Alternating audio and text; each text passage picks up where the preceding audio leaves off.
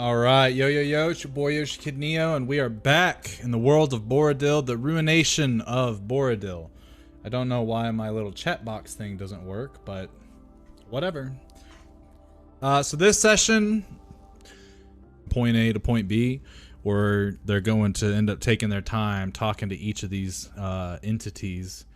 I've got two NPCs that I plan to introduce today while they're going through, and more than likely, one of them is going to be more important than the other one.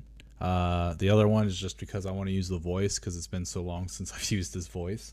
So they're going to meet two NPCs, hopefully learn a little bit about the world and stuff like that. And then I'm really hoping that they just go ahead and plow through to get to this location, Grim Meadow, because of the threat that Lord Saxon Carlisle had given them if they were not to comply with his demands. And in theory, they didn't, because they killed one of the bandits, even though it was kind of a funny joke, but he's not very happy about that. So, yeah, that's gonna be this session. Should be excellent, should be fun.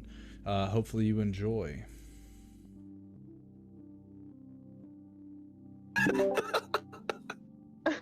What are we laughing at? So hold on, let me tell you what finally got him to do it. I told him, I was like, 'cause you know, when Caden gets in trouble, like I'll pop him with a stick. I'm like, Caden, if you don't come over here, I'm gonna get this. I was like, I'm gonna get the stick. Then he got up. Then he got up and saw what was going on. Amen. So you have to threaten physical violence. Yeah, like in order to get help. Kids these days, man. Kids these days. Jeez. I don't know what type of tortures I'll put my children through, but they won't like me. Well, you're pretty creative, so Exactly. I definitely don't think you'll have a shortage. Yo, of nah, ideas. Brady is a dad. Nah, that's gonna be the worst thing ever. Yo, a creative. Wow, harsh. Yo, bro, nah, just think about it. Think about it. My man gonna have him roll a D6. All right, the rollable punishment table. Roll a D100. Ooh, dang, guys. Ooh, yeah. I think Brady's gonna be a really Looks good like you need dad. to go pick I out a just Switch. know that he's never going to let his kids win games, ever. Or he'll let them You're think they're gonna You win. suck at Monopoly Junior. Bleh. Yeah, Pay he'll let up, them think pay like, them oh, stacks. God. Yeah, You roll owe a me money. D100. Oh man, looks like you need to go find me a Switch. Yup. Nah, not the D100. Oh man, you gotta clean the cat box, but with your fingers? Dang, that's not a good Oh, one. That was man. really bad. And you were 2 rolls away from nothing happening. Ain't that some shit? Had you rolled 2 lower, you would have been free. and don't let them have bad grades on a report card. Oh man. All right, roll the D20. How many weeks are you grounded? Oh shit, natural 20, baby. You 20 weeks grounded. That's almost half the year. Oh damn. God damn, you're gonna be bored as hell. And then trick them into cleaning something. They're like, oh man. All right, clean this, and you can roll a D4 for how much money I give you in dollar bills. Ah, you got a 1. That's how the dice rolls, baby. Yeah, hey, the dice tell a story. Here you go. Don't spend it all in one place now. Bubblegum is 150, just so you know. He would have a cigar just for occasions like that. Yeah. I might legit buy like a fake ass cigar that like puts like vapor or something out of it just so that it looks real enough. But that way I can just pop it out of something and use it. Brady gonna be looking like that Django meme or Django meme of Leonardo. Being troll as hell. I'm done. That's me. That's me. Hey, Dad, can I have a heighten on my allowance? He's gonna be doing that Leonardo face. I'll probably put their, if they ask for a heighten on their allowance, I'd probably put their allowance jar higher up on the shelf to where they can't reach it. Nah, bro, he's so troll, bro. Get out of here, bro. You already know. You better be using that proper English with me now. Say what you mean what you say. That's how it does. That's how it is, dude. I'm not here to fuck around. I'm gonna teach him right. I already told Ingrid that she better take the reins on this one, though. Otherwise, the kids are definitely gonna be raised, and when they get to high school, they're gonna get bullied. I know it. Babe, if you're listening, you gotta take the wheel, girl. You gotta take the wheel, girl. Child do what a child does. Yep. Because Daddy told him. You'll make sure the kids sheltered too. No, they ain't gonna be sheltered. Maybe. I can't let them out in the rain, that's for sure. So they'll be sheltered, but otherwise. Yeah, but my dad says we gotta do this. Who's your dad? That old ass man. Can you believe, Gerald? Can you believe that we're almost 30? Oh man. You're gonna turn 30 before my ass, old ass motherfucker. Yeah, I done already forgot. Yeah. My dementia already Are you kicking guys in. 29 too? I will be soon.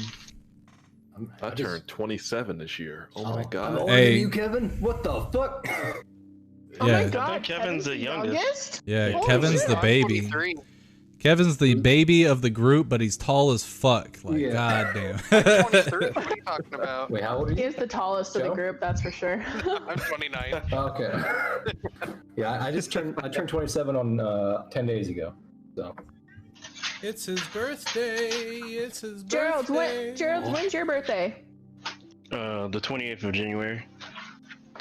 Oh, so you're already 30? No! Don't be putting years on me like that. Like, my back hurt, but it don't hurt that much. Wait, you mean next January you're turning 30? I don't know what we talking about no more. As you said that, crow's feet formed around his eyes.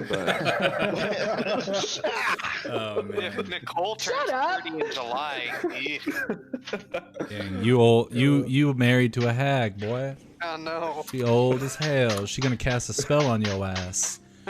For my 30th birthday, you eat this apple. what's That what's means the code I'm the again? oldest Is of the it group. 38, 39?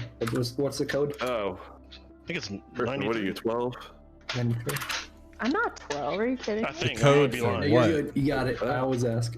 You're if it's It's the having- code to log into virtual or Foundry, it's a code specific to your login. I think it was talking about the The IP. IP. Yeah, the IP. Yeah. Oh. Don't be I- saying I- that on stream. Come on, man. Well, it's just the last one. Just the last 2 digits. The last octet is all they need. Listen here. They ain't gonna find shit. You know how it's actually super easy to find out what it is. And next thing you know, they were like 192. Get that fucking local ass area network out of here. 192. I'm actually, That default ass IP. Go straight into that router, boy. Oh, Joe, look in the memes. I like this this Switch video. I'm really sad that I found out I'm now the oldest in this group. So Grandma's gonna go take a nap. Okay. All right. Let's reel it in. All right. Dang, we ain't even started yet.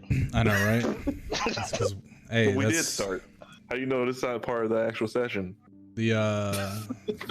I'm all down. I'm all down for it though, because it just shows how beautiful our friendship has become as a group. I have put you through perils, and you have emerged better You friends. killed me, for it. motherfucker. I killed. Ready to share beers. I didn't kill anybody. My man with the dragon head cannon was like, "Yo, go around," and you guys were like, nah." Bitch, please. I wanted to go around so I much. prepped this potion. I just really wanted his arm. You. Hey, you shush. We're not talking about that ever again. Hey. Or consequences will carry over into this campaign. I have it recorded. So. No. New start. All You right. already killed somebody though. What? Anyway, let's not get Oh, into fair that. settlement. Technically, Gerald killed somebody, but we ain't Yeah. getting into that. Gerald killed him, not me. He was the last one to touch him.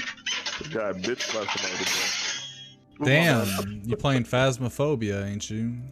That creaky ass door. Charlotte Whim, are you there? Some WD-40 up in this bitch, man. All right.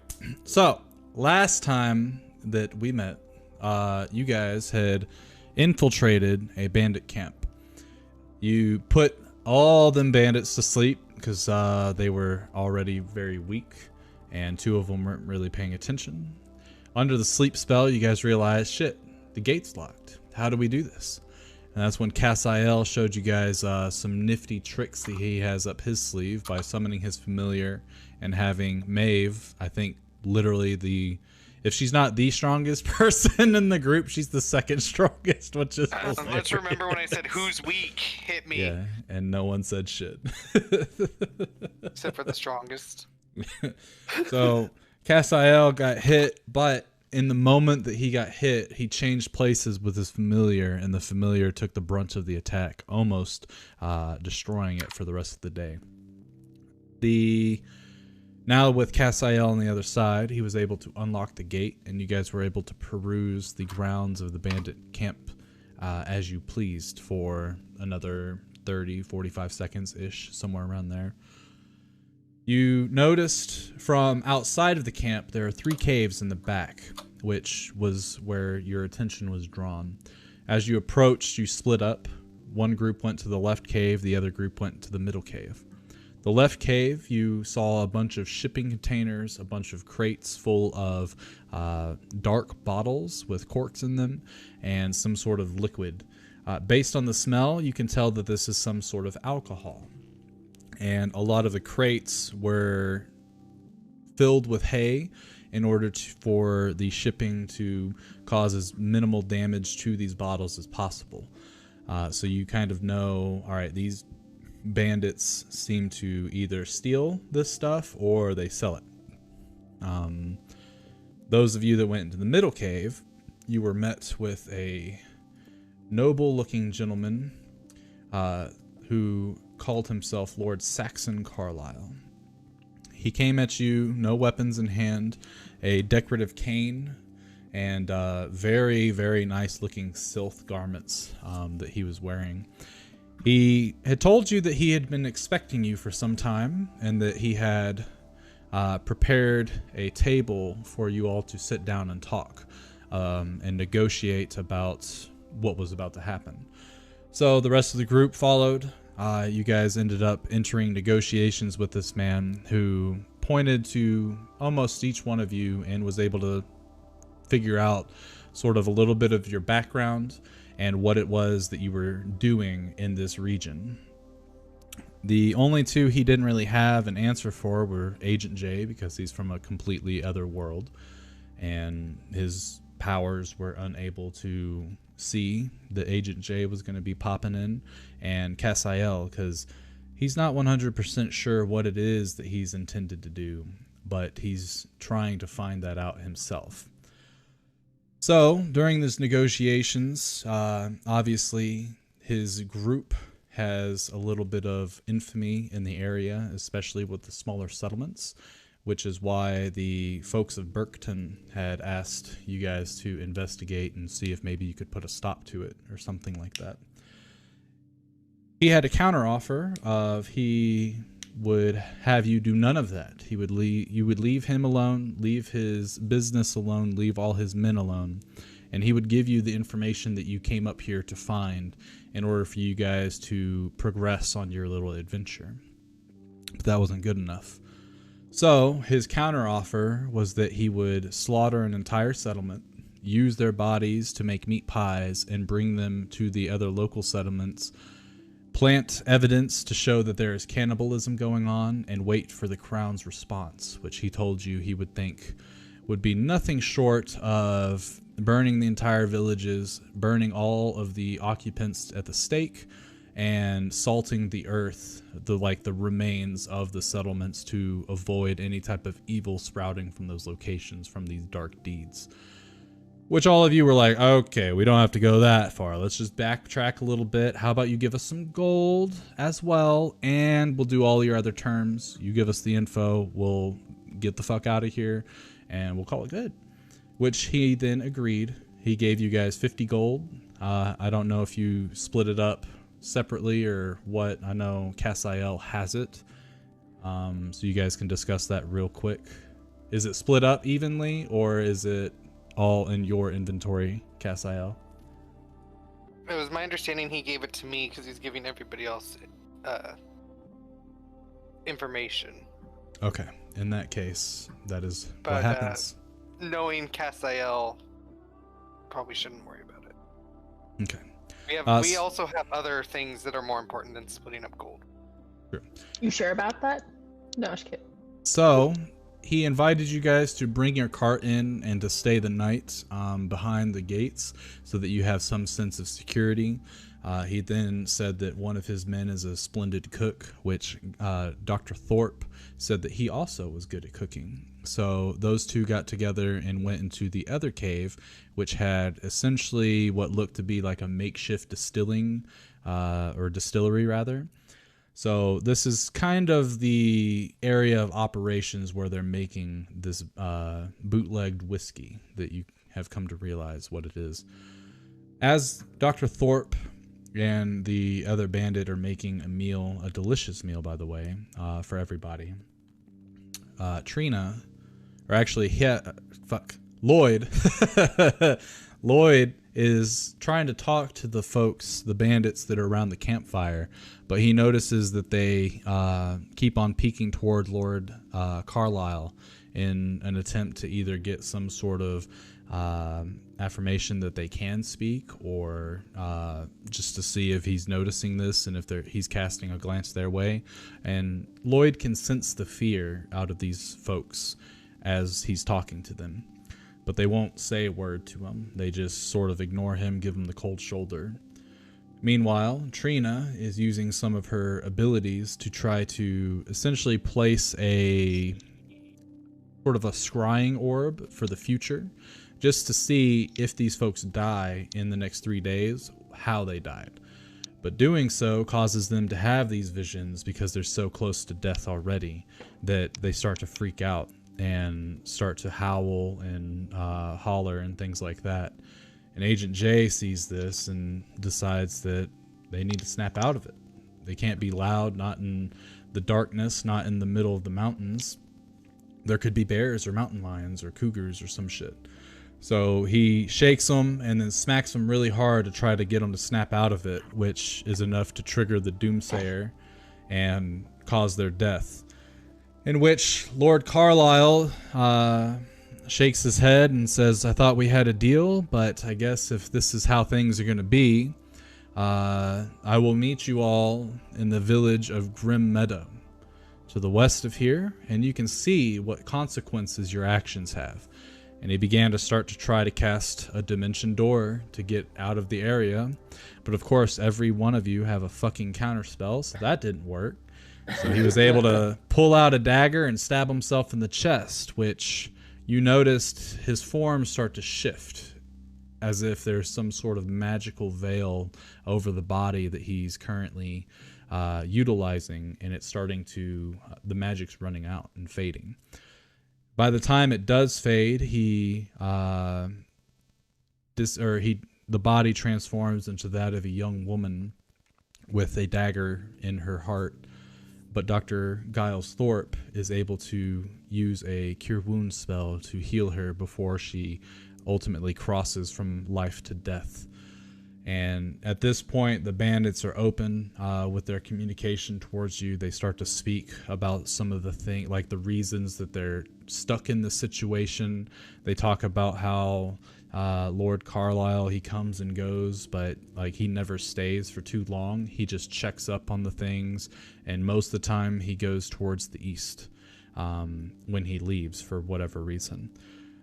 So you guys decide, instead of staying here the night, it's best to use what remaining night or what remaining sunlight we have, which is very little, as it is 9:29 in the evening. But you load up your cart, you grab provisions for the road, and the bandits are able to tell you to head west. There's a makeshift road that they've used in order to get through this forest to Grim Meadow, and if you follow that, you should be good. And that is where we will begin tonight's session, with you guys loading up your cart and getting ready to hit the road. Have we left yet? Only Exactly, if you or- are all ready to. I want to take some wine or drinks or something. I don't know. I'm taking some with me. Okay. As you guys are packing the cart, Lloyd goes to the cave on the right or the left-hand side, and you hear him heaving one of those crates. You can hear the bottles rattling inside. Don't put it in. I guess you can put it in your inventory, but it's technically in the cart. In the cart, yeah. But You can put it in my bag of holding. Technically, that is true. And then we can load up a bunch of them. I feel like I don't know that you have that yet, so I'll just put it in the cart for now. You can put it in my bag of holding. Okay. Said. Okay, you're telling me. Okay, no, yeah. Okay. So Lloyd comes over, So puts natural. and there's 12 bottles in a single crate. You've got 12 bottles of whiskey. Are there any like little torches that I can like grab Yeah, I'll and put it in like, your light bag up of against the wagon? Yeah, there's the bandits, like any like survival gear that you could possibly need, to include like torches and maybe like tinder boxes, kindling and stuff. They're like, yeah, we've got a little bit of it. How much do you think you'll need? I'll tell you about 6, and then I want to fit 2 of them on the sides of the wagon. That way we'll have a light source on our wagon. Okay, so they hand you over 6 torches, and you guys watch Dr. Thorpe take a hammer and some nails and procure the torches to the sides of the wagon in a way to where you can light them so you can somewhat see, almost like headlights. Mm-hmm.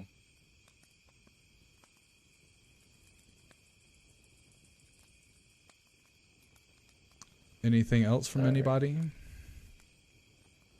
I can't remember if we did it or not, but did we investigate the camp like after he left? I want to say we did. I don't believe you did, actually. I don't think we did. He bamped, and then you guys were talking to the bandits, and then you started to load up. And that was Yeah, it. let's look around the camp.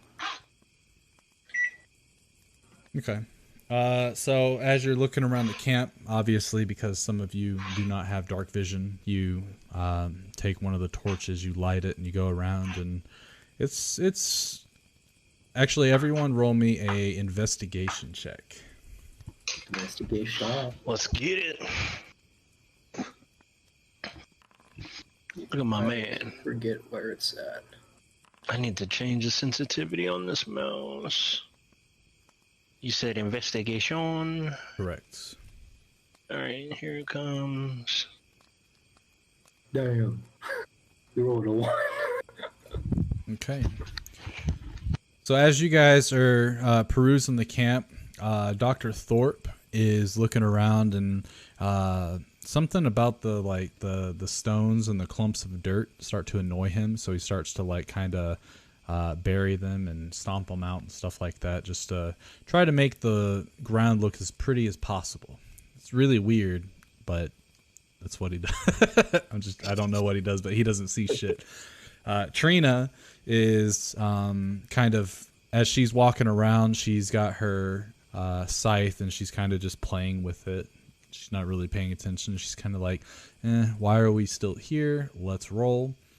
Lloyd, as you're going around looking at stuff, you can definitely tell that the encampment, there's not enough people here to support what exactly is going on, based on what the bandits have told you and what Lord Carlisle has said about his business. There's not enough bodies to support the operation of, especially with the amount of bottles that they have ready to roll for distribution. There's no way that 6 people were able to do that. And you find various footprints around, and some of them are a lot larger than the normal human foot. Roll nature. Nature. You can't quite tell what they are, but they're definitely big ass feet and they're barefoot. As for Cassiel, you pick up on the same thing, and you notice that this camp is far too small in its current state to support the same operation. But I'll say with the 16, you notice that there are large footprints that don't match any type of shoe, but they match some sort of like armored creature. So there's definitely some of the bandits that are outfitted with some type of heavy armor, and there's quite a few of them as well. So the bandits that are here currently don't even scratch the surface of what this group is probably capable of. And as for Agent J, you can see based on the tents and based on the wooden wall that this encampment is fairly new. The bandits that are here probably haven't been here for more than a couple days, which leads you to believe that this isn't the actual bandit location. This is not their normal shelter. This was something that maybe was placed here to divert you guys from the truth. As well as all the stuff that everybody else found. Except for you probably don't care about the rocks looking uneven. Okay, I relay that to the rest of the group. And just let them know. Yeah, everything here is, I guess, fresh. He, seems like he sets up shop, doesn't stay for too long and then leave. Yeah, they didn't mention a bunch of caves. I could say that because of the location you come from, Agent J, this is something that you've seen when it comes to like different aliens that you've hunted. Especially when they're not from around those parts. They typically don't stay in one spot for too long to avoid detection.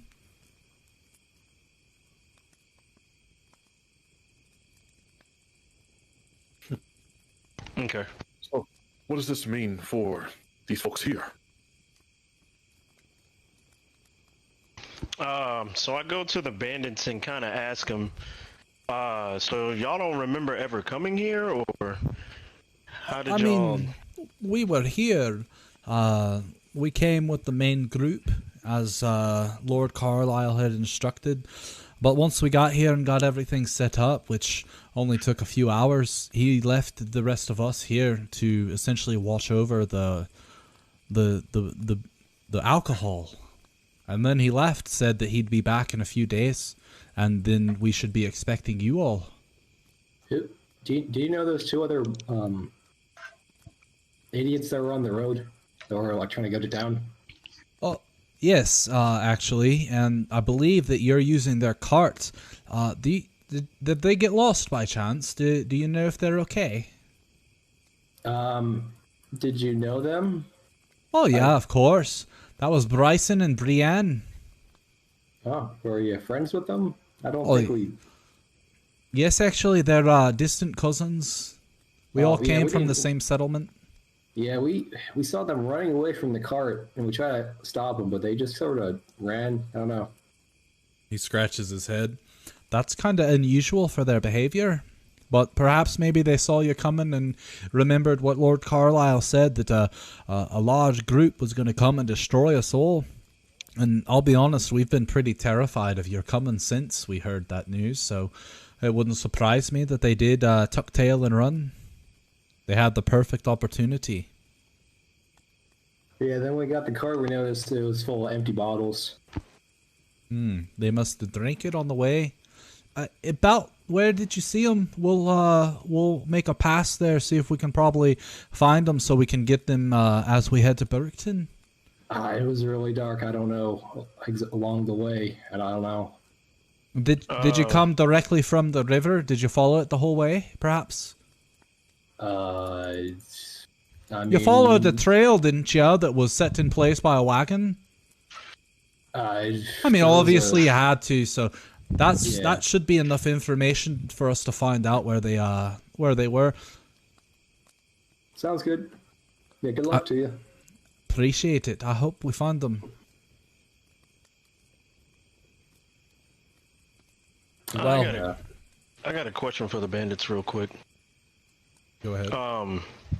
Because I don't remember if it was said or asked, but the rule that he had y'all fought, was it y'all couldn't speak about whatever he was doing? Were y'all following? Like, why did you know why he had y'all following that? And Is that just something y'all agreed to? he nods his head yes. He's like, well, in Lord Carlisle's presence, and even in Knots, he doesn't really like us talking to strangers, mainly because of the fact that we could perhaps give away something that he doesn't intend for the outside world to know. He doesn't really trust us, that's for sure. And I guess I can understand it. We've had some bad run-ins with some folks because someone talked too much. But usually in his presence, we just try not to talk at all because, well, usually the repercussions of such conversations could be pretty bad afterwards. Like what? Well, he doesn't ever do the dirty work himself, but he's hired folks to essentially set an example for those that break his rules. I've seen a man, well, they put him into a cage, and on the bottom of the cage there's a little bar that you gotta stand on, but it hurts your feet. But underneath that bar are at least half a dozen of spikes about an inch long. So if you're to fall asleep, or if you lose your balance, you lose a foot. And the thing that I've noticed is sometimes they put different poisons or things on them to where if you don't get medical attention soon enough, you'll die. That's fucked up. And he's a demon, all right. He's definitely killed for less too. How did he find you guys? Well, like I had said, we've all come from settlements that are no longer existent, either because of some sort of famine or perhaps a winter too harsh that no one was able to survive, but he was able to round us up and give us a, and he does air quotes, better life if we were to follow him without question. And since then, he's definitely shown us that we've got no power when it comes to him. But you all seem to have some sort of effect on him. Perhaps maybe you can end his reign of terror. Also, last thing from me, what do you make of these? And I point towards those footprints that were in the ground. These are not yours. Oh, yeah, those are the ogres that he employs. Huh? Nasty brutes. They come every now and then to help haul some of the cargo to a different location, because, well, Lord Saxon doesn't really like to use wagons all too much because it leaves too much of an imprint, whereas an ogre's foot is usually a little more subtle. Plus, normal folks don't just go following their footprints, you know? Like, I guess if you have a death wish you do, but otherwise you typically stay away, and it's perfect cover-up. It's really smart, actually. How long have they been gone? Well, we've been here for about 5 days or so, I think. And I don't really know why we even came over this location. It's kind of far from many of the spots that we usually do business. But I guess it was to lure you guys as far away as possible from Grim Meadow. Damn. Well, I guess we at least know they're not being controlled in any way. Who's not being controlled? You guys. Oh, yes, well, I guess in theory we were being controlled by fear, but I'm really hoping that fear is long overdue. More than likely we won't be staying in Burkton for too long. I don't think that we'll be safe in this kingdom anymore. We'll probably have to either go to the swamplands or even the desert. Mm. Okay. Make sure you stay far away then. Try to talk to. Hold on. Try not to talk to too many people.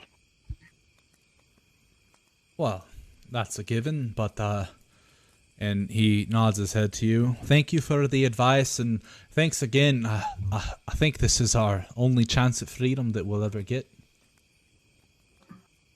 I advise locking up this fort tonight. And don't go anywhere. Well, and he scratches his head. I mean, you all were able to get in here pretty quickly without us even knowing about it, so I don't really think that they put the utmost of security on this camp. Like I said, it's a placeholder. Well, hopefully trouble doesn't come for you then. I hope so too. I really do. But I guess time will tell. We've got a couple of carts and we can take the rest of the supplies into Burkton. Perhaps get some good money for it and fresh horses and be able to make our journey to the south. That's smart. So I turn to the group if they're nearby, and I say, ogres? Like, questioning? Yeah, that doesn't sound good. Is that like a common thing here? Oh, you don't. Oh, sorry, my bad. I keep. Yeah. Yeah, like, Yeah. So do you know what ogres are? What do you think ogres are? I don't know if it's means the same thing for you as for us. Like, this is my swamp type of ogre? I mean, they sometimes live in swamps. I don't know what you're insinuating, but Big Shrek. Let me put it this way, Who's Mr. Shrek? Agent J. Everything that you've seen in folklore, back where you're from, they are real here. Yeah, think of really large, sort of human-looking dudes, but with a big old pot belly and muscles probably the size of your entire body. I do a minor illusion for him. I think I know what one would look like, but you decide. Yeah, nah, ogres are pretty standard creatures, so yeah, I'll say Lloyd ends up putting his hand out, or he ends up taking your hand and having you hold it palm up, and he starts to cast his spell, and as he does, you see the swirling blue image start to appear, much like a hologram from Star Wars, except for a little more refined, and you can see what looks to be an ogre. And I will do this. My toesies! Also kidding, you don't hear him say anything like that, but you see this big ass creature. Ugly motherfucker. Are they hostile? This could get ugly, I'm assuming. Yeah, They can be. Yeah. They're just mostly stupid. Yeah. You don't want to be caught unawares.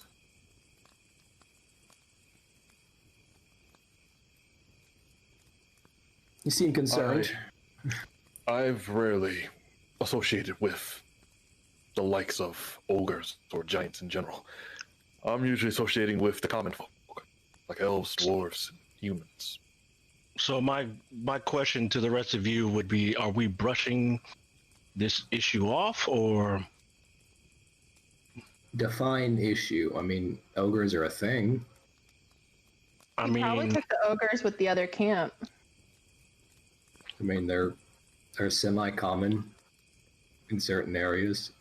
I mean, if that's what you... I don't know what you're getting at. The fact that it has ogres is concerning, yes, but like, I mean, we're not going to go out of our way just to kill some ogres. Like, unless you guys want to. I mean, I'm not worrying about it. I look towards the rest of the group. I don't know. I think the task at hand is to get to Grim Hollow. Yeah, As I think as that's a fix my bigger stuff. task that we need to do first. All right. After I fix my cuff, I get on the wagon Yeah. in the driver's seat. I'll make my scythe disappear and get on the wagon too. I sit on wagon.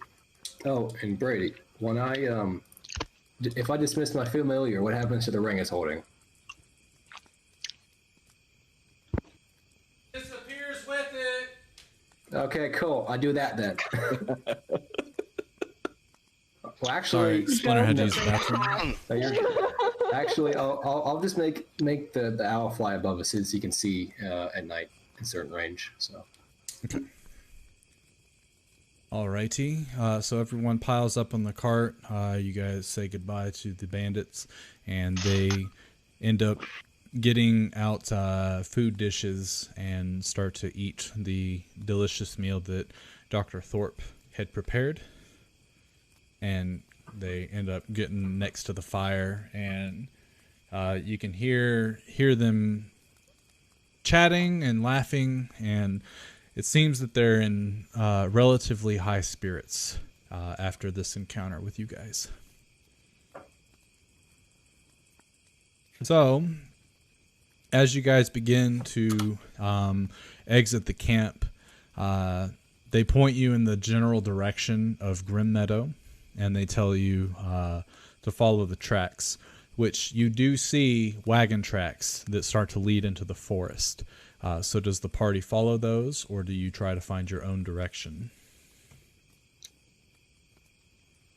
I say follow the tracks, but we'll see what everybody else says. Yeah, we're following the tracks. I say follow the tracks, yeah. Sure. And I will light the torches on the side of the wagon. Okay. So Dr. Thorpe lights the torches, and you guys start to head down the tracks. We will say that you're able to travel for roughly an hour and a half before it gets too dark to see, and you find a decent spot to make camp.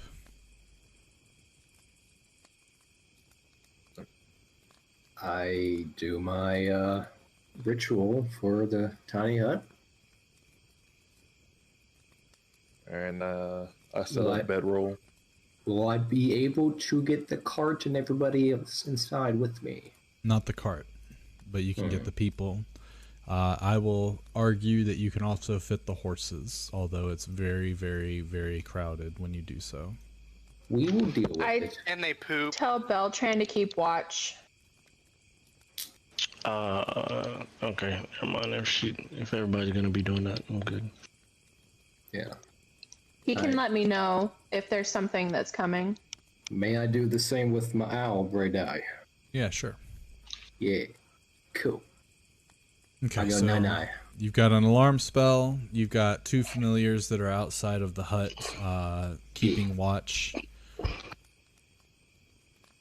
see. So have both your familiars, as you guys go into a long rest, have both your familiars do a perception check for me. Perceptione. Okay.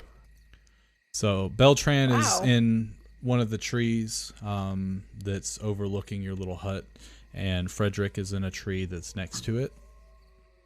And as they're looking, obviously, them being somewhat otherworldly beings, they don't frighten as easily as, creatures of the woods, such as horses. As the various sounds of the forest start to awaken late at night, the horses, at one point, they were soothed. They start to get riled up as they can hear a pack of wolves in the distance. So they stand up, but they hit the barrier of your tiny hut, and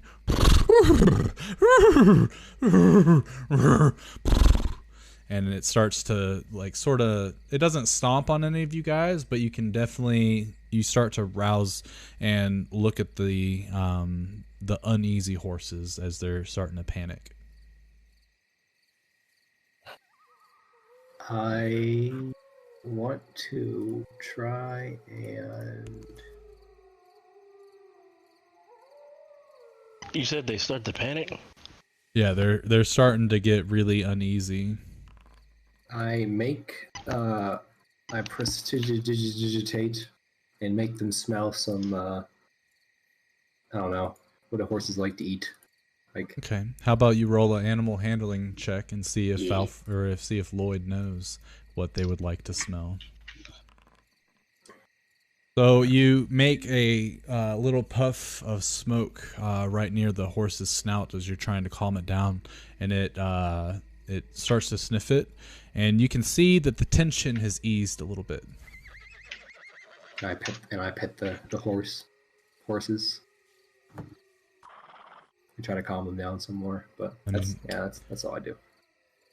And as you're doing all this, the horse seems to ease up, but the moment you leave to go and lay down, it starts to rile back up. I have how many horses are there? 2? 2 of them, yes. Okay, I have a blanket.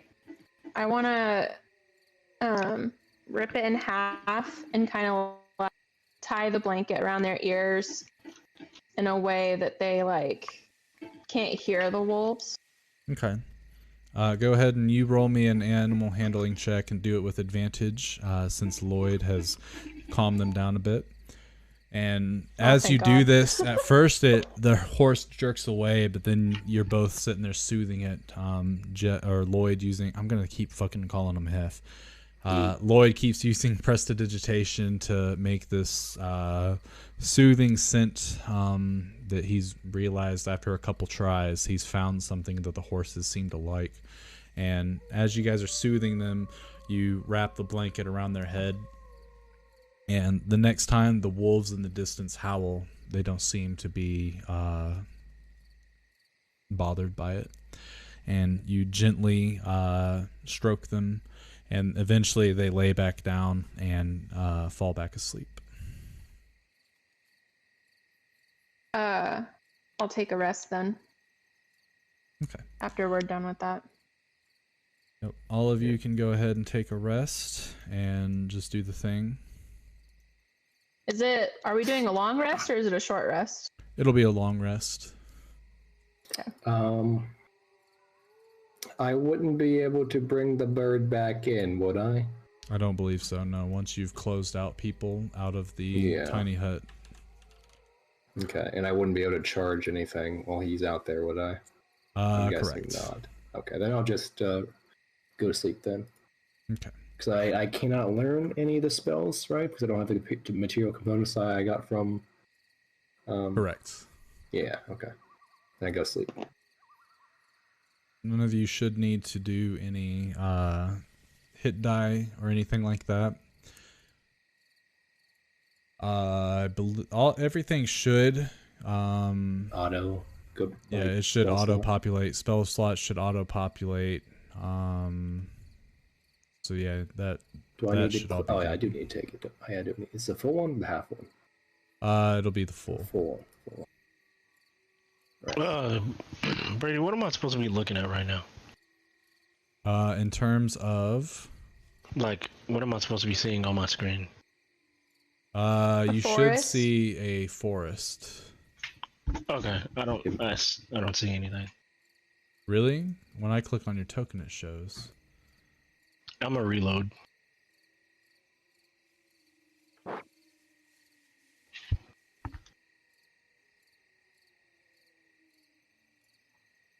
Hey Brady, what about my little fox? He will heal back up to full. Okay. There we go.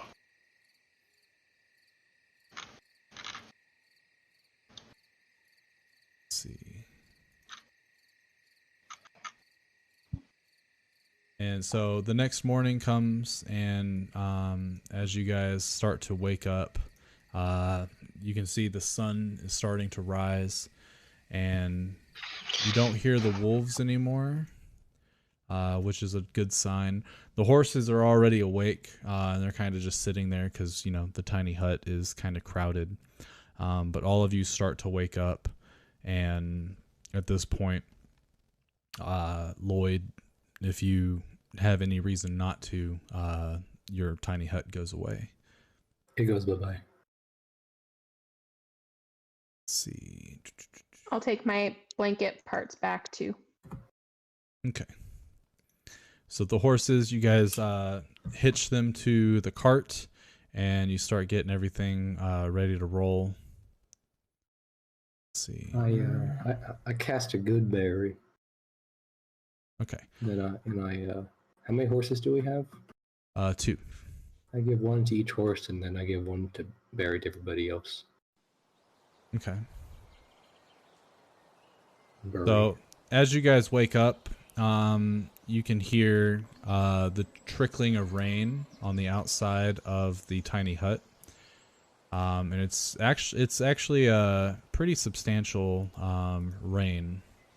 The temperature seems to be a little chilly because of the rain, but as Lloyd gets ready to take down the tiny hut, he warns you guys that you're about to get wet.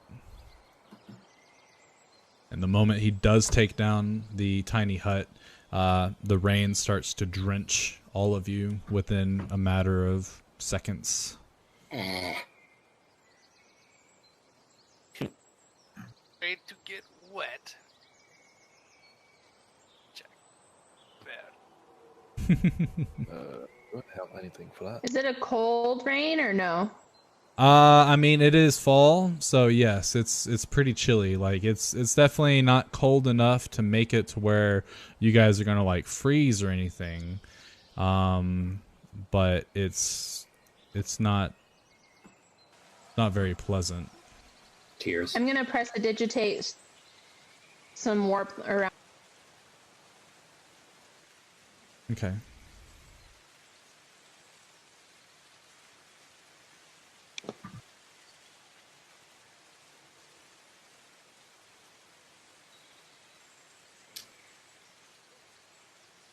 You guys see the rain effect?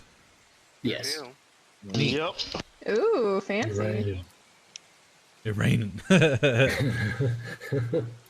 So with the heavy rain, you notice as you start to follow the trail that you notice a couple things. You notice one, the trail is already starting to get muddy, and as you guys are going, you can see that the horses are having to pull a little extra.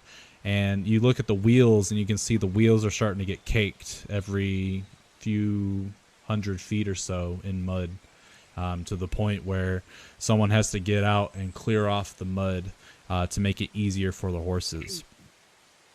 You also notice that it's kind of... Rotate the wheels all at the same time. Do all of you have that spell, by the way? I'm just I'm curious. sure. Press? Which Yeah, one? prestidigitation. Yeah. I don't think I do. Yeah, let's just press to digitate the wheels the entire time. Okay.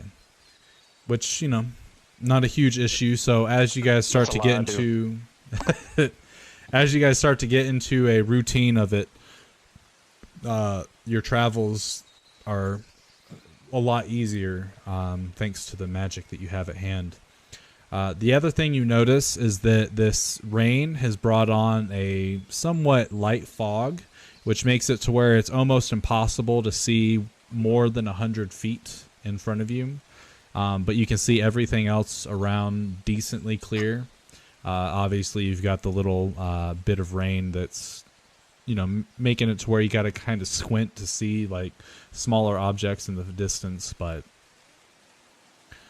as you guys are driving, or actually, who is in charge of the reins of the horses?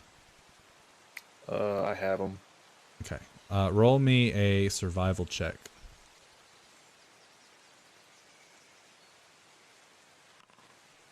Okay. So as you guys are moving along, the rest of the mages are in the back, prestidigitating the wheels every bit to try to keep them clear. And the horses are kind of veering off to the side, but you correct them. And as you do, you hear a ka-choom, and one of the wheels hits a rock that was sticking out of the mud, and roll a D100 for me. Fuck. 20% chance it breaks. Who? Dr. Thorpe. Okay. So nothing, as you kind of like ease up on the reins and slow it down, the rest of your party is precipitating and they're looking it over and they shake their head. There's no damage. So you continue going back at your normal pace. But you've noticed now that with this mud, it's unveiling a lot of different objects that are on this trail. So it's going to make it a little more difficult for you guys to get the cart to the location you're headed to without accidentally breaking something. But luckily, you have a wizard and you have supplies. You have plenty of wizards, actually, I should say. Or spellcasters, actually, I will say. A wizard. Not the one. Wizard. 4 full casters. So 2 hours into your journey, the rain does not let up. It continues. You hear some sort of like sound, something that's definitely not a forest animal or something like that, coming off the beaten path, but you can't see it because of the fog.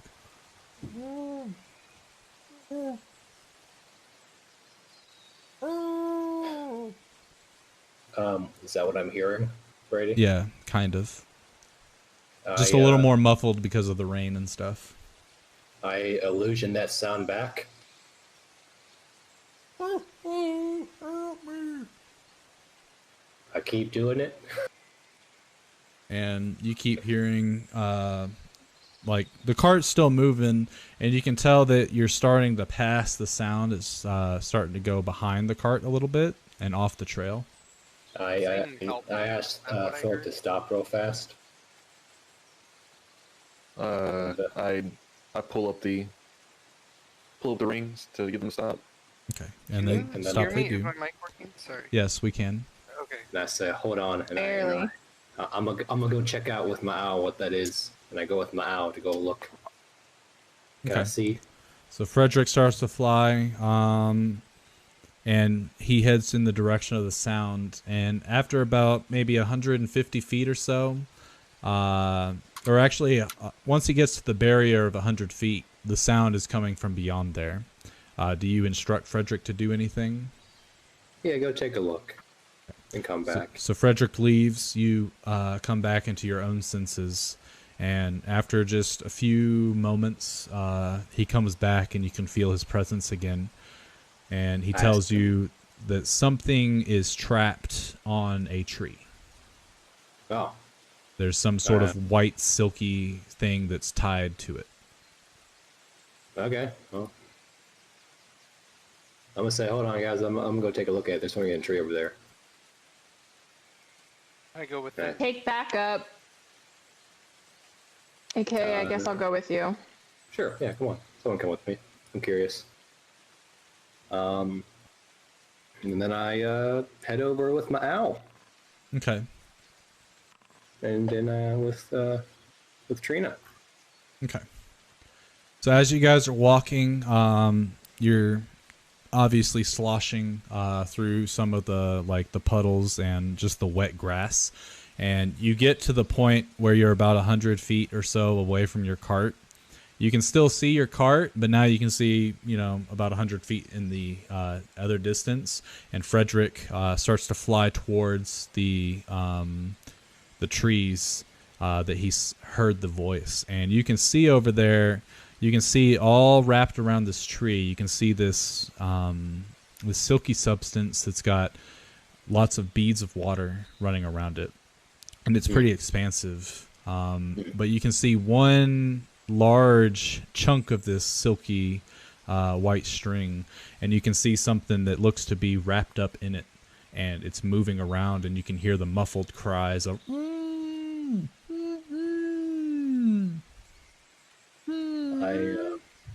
I walk up to it slowly.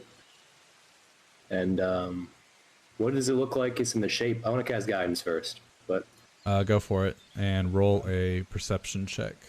Um, Actually, not perception. Roll a nature check. All of you can do this. he's doing that. I want to send Beltran out to make sure that there's nothing that's sneaking up on us.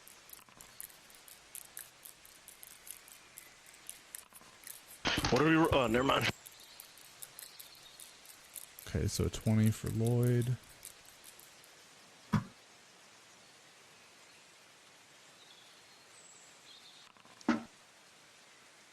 So as you guys are walking did you hear me? through, I did. You said you want Beltran to be okay. looking around, so perception for him. Yeah.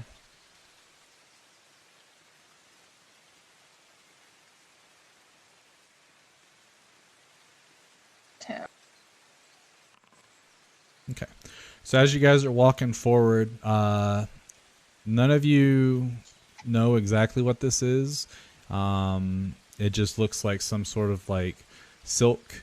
Agent J, you think that maybe someone came in here and TP'd the forest, which is kind of weird because of how far away you assume you're from civilization. But Lloyd, you know this to be very, very thick spider web. More than likely from spiders that are larger than all of you. And as you are coming to that conclusion, Trina, Beltran comes into your head and says, "Look out behind you." I look out. Oh, never mind. Uh-oh.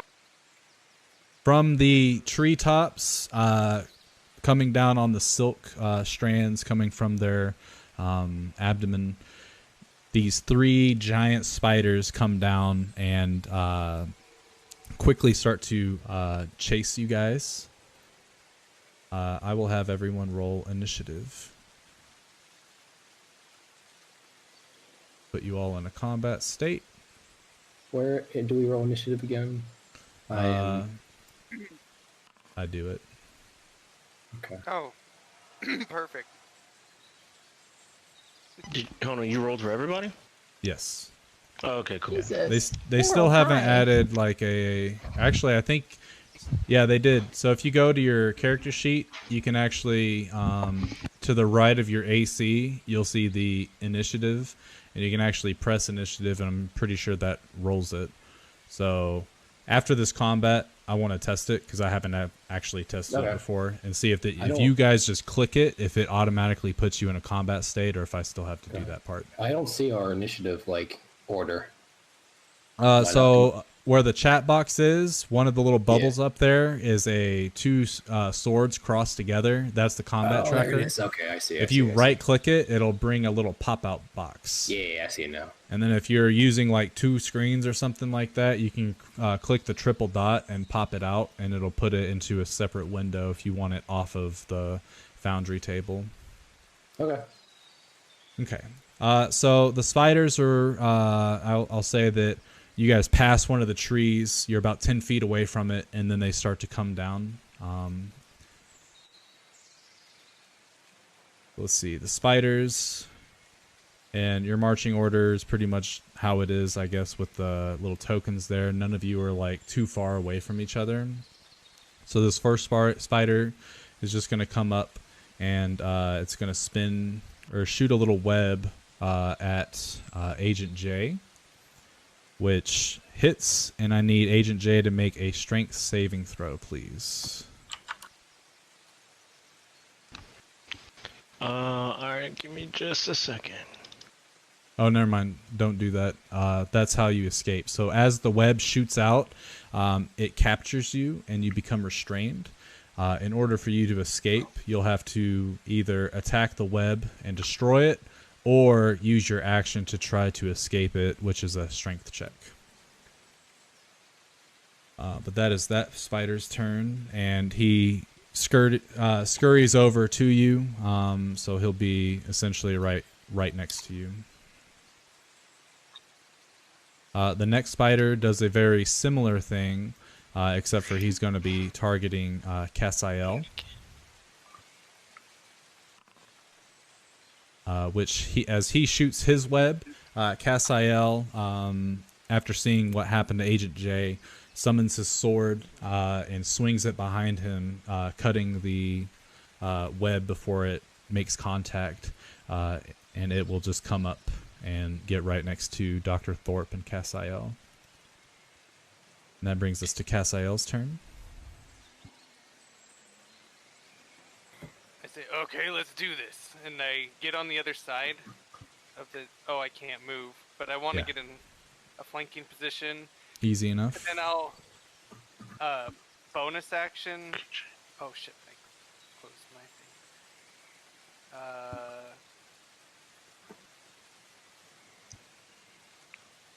I haven't cast too many spells. How do I cast... There it goes. Yeah. So it will automatically put me at the highest level, right? Correct, yeah, because you've got Pact Magic, so it'll do that. What's up, Jinrasi? How we doing? I'll do Spiritual Weapon as the bonus action here. Okay. On this guy.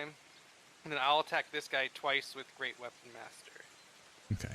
So the Spiritual Weapon doesn't hit, but you go ahead and... You still got that macro, right? Yeah. Okay, perfect. And you do have advantage because you are flanking. Did it go? Yeah. That is a hit. That's actually enough to kill it. Oh, okay, then I'll move over. I guess the spell slot wasn't necessary. And also that one doesn't hit anyways, so... Yeah.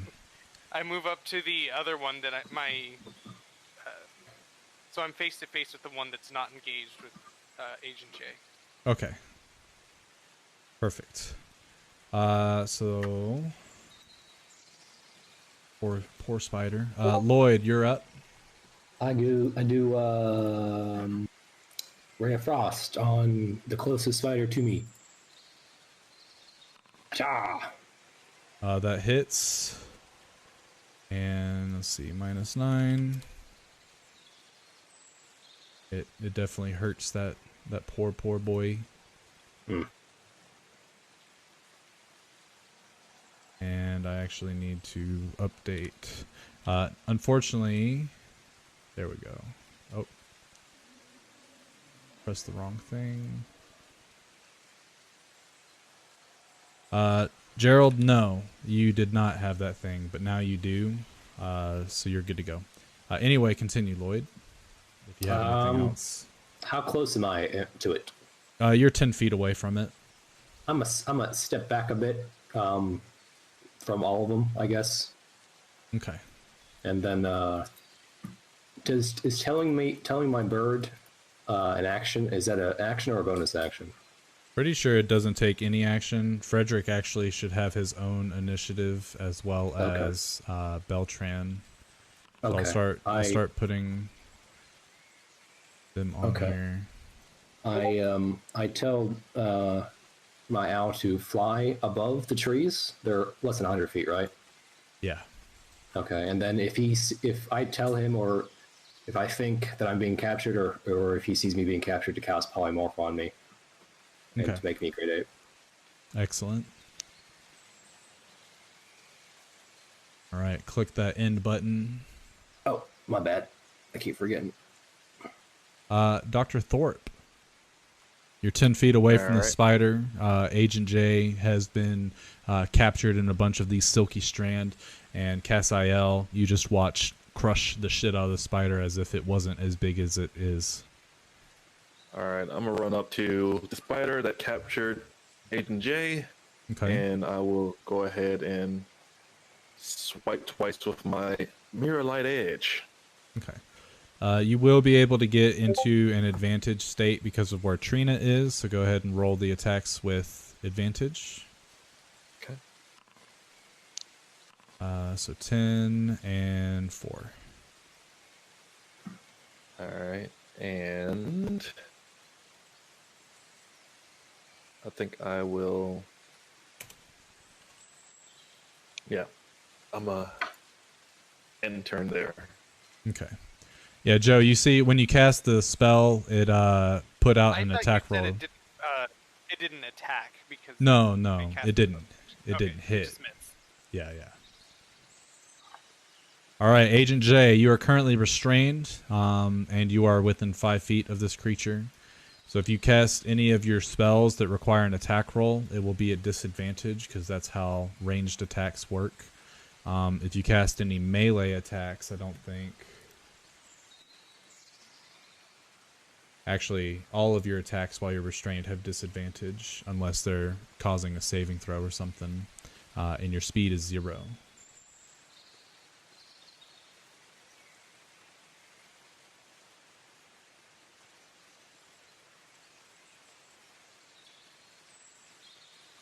Okay, so you said everything has disadvantage.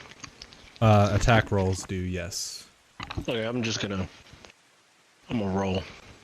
Anyway, so I'm gonna throw a firebolt at him. Fireball or bolt?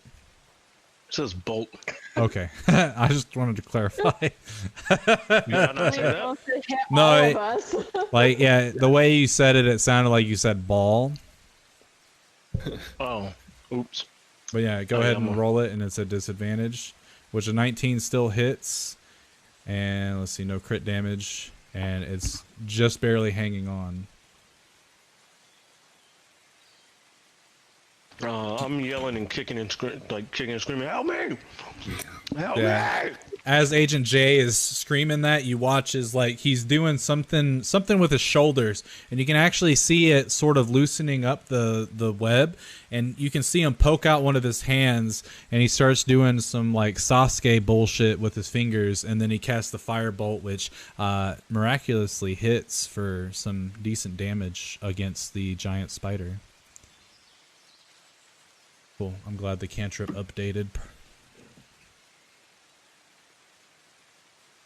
I take it that Also, is the end of his turn. Also, I don't think it matters, but that one guy slowed a bit. Yeah. I can't do like a bonus action to try to get out. No, it takes an action to try to free yourself from the webbing.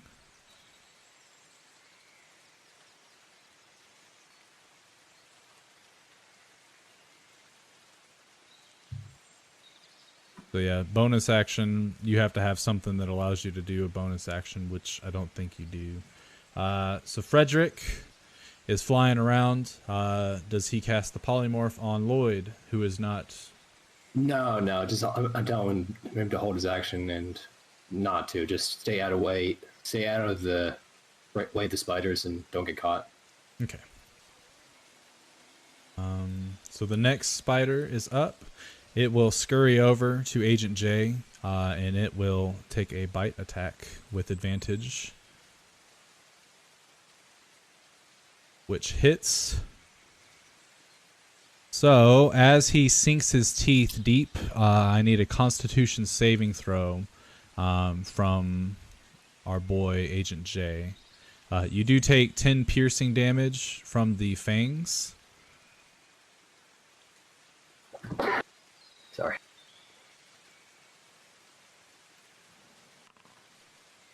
So a 5, you will take 5 poison damage from it. And you can feel the poison seeping into your veins and coursing through. You are freaking out because you've never seen a spider this fucking big before. And you've seen some creepy shit because of your line of work. But, you know, this is something that you've always seen in movies and shit like that, and now it's actually real. But that is the spider's turn. Trina, you're up. You've got 2 spiders that are within 5 feet of you. Cool.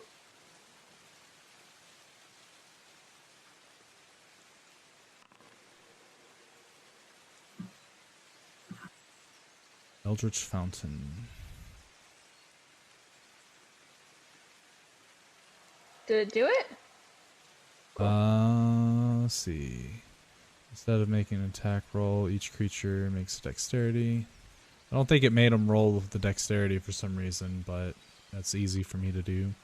The one on the right rolled first, and he rolled a 19.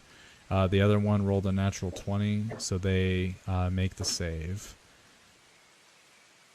And they take half damage if they make the save, which is enough to kill this guy because he only has 1 HP left. And this guy will take half of that. And then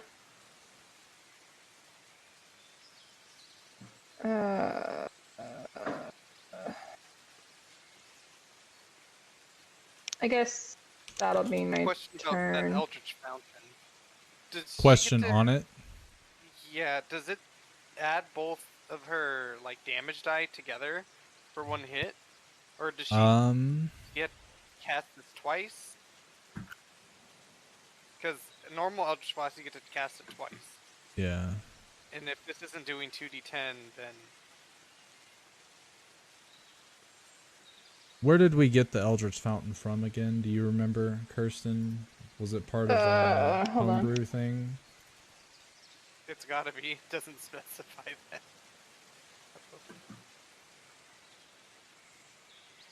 Did we get that? We'll look it up, but yeah, I think you are correct. It should be rolling, and I think that was an issue we had with it before, was for some reason it wasn't rolling the 2d10.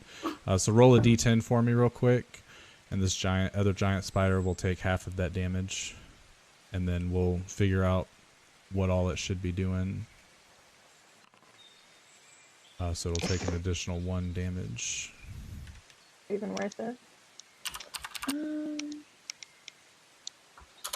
And if that's your turn, I'll look it up.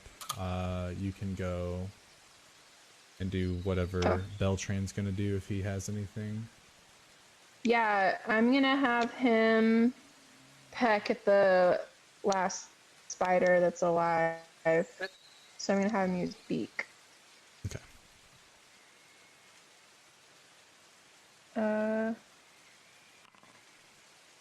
There we go.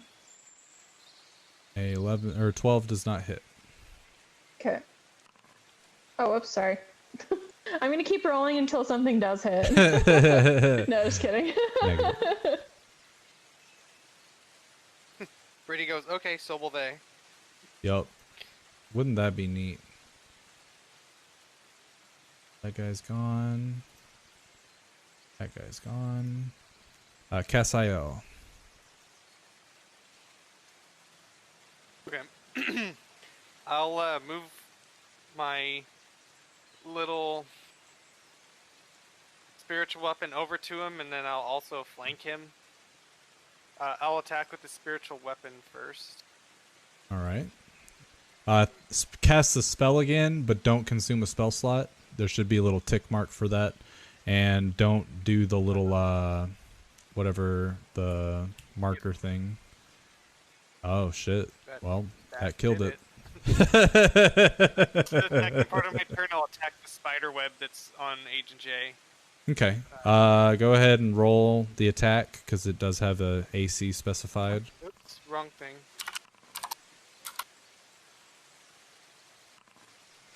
Alright, and Agent J, as the spiritual weapon, what form does it take? Oh shit, that's a good question.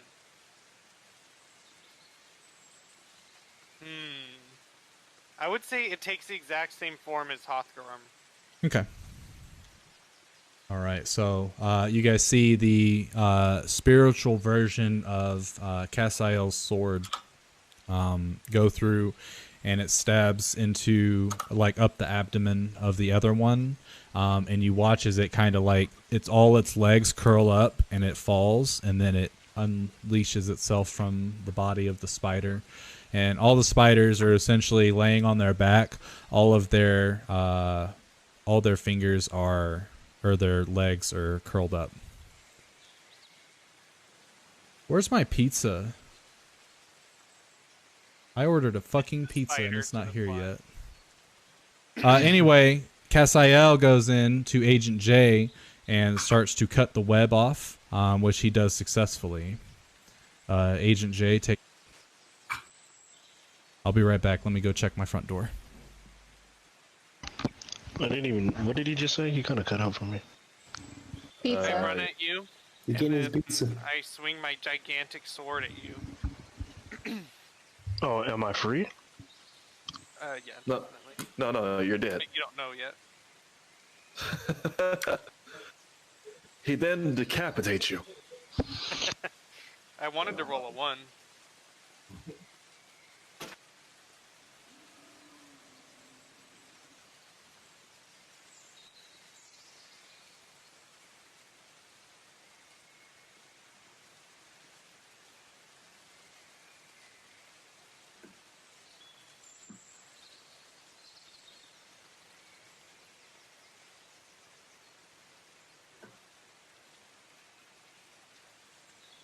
All right, AT, I'm back.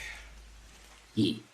All right, so Agent J, you're free. All the spiders lie dead in front of you guys, and then about 10 more feet in front of this small little battle that you just did, you can see a tiny, looks to be small creature is strapped to the tree. I'll go cut him out. Okay. No need to roll an attack roll for this one. You're well enough to do so. You chop it at it, and as you start doing it, it's like, and as you chop it, the entire sort of like webbing sack falls, and you hear, and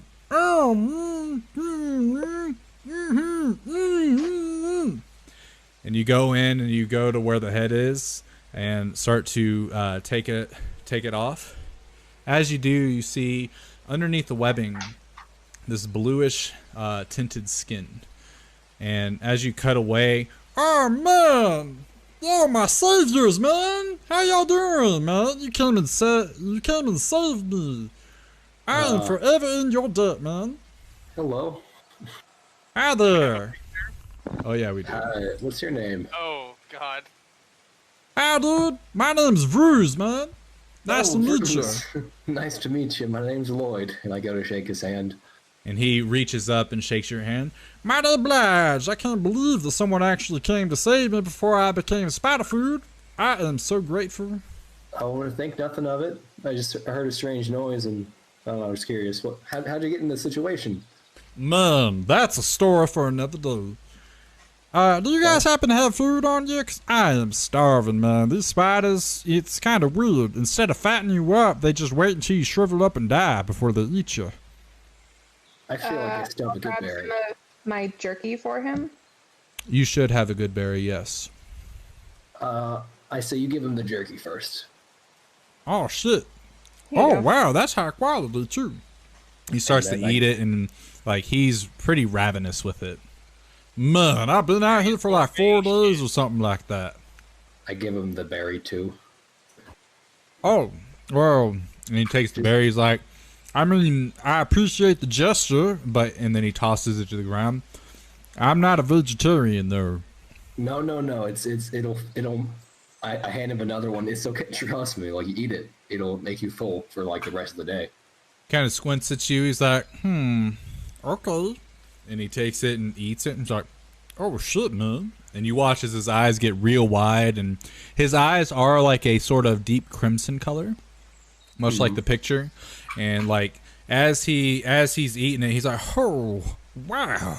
He looks to you, Trina, and goes, your jerky ain't shit compared to that fucking berry, man. God damn, that's some good stuff. You got another one of those? And he looks on the ground. Ah, there it is.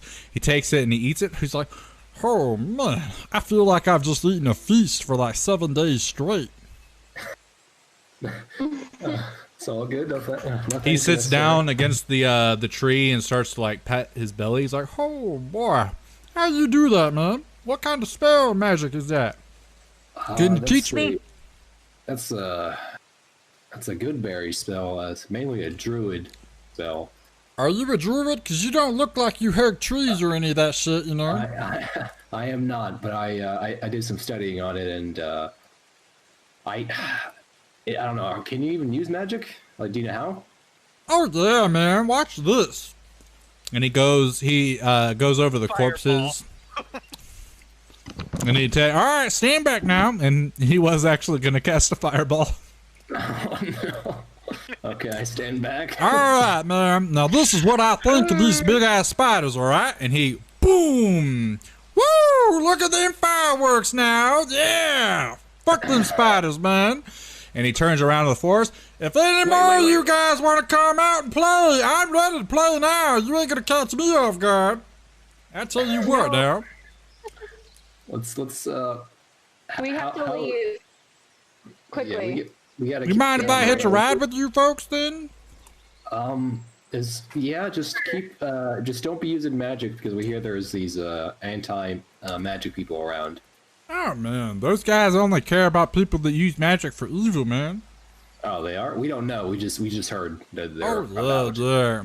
They've only killed like 5 of my tribesmen that use magic. They haven't killed me yet, so we good, man. We're good. Okay. Excuse me? What? So where are you guys headed? And he start walking next to you. You say that they only kill people that use it for evil, use magic for evil? Oh yeah. 5 of your mates already? Yeah, I've seen them kill people because they made water not poisonous anymore. They're so evil, man. They made what? They made water not poisonous anymore, man. Like, come on now, we need the poison.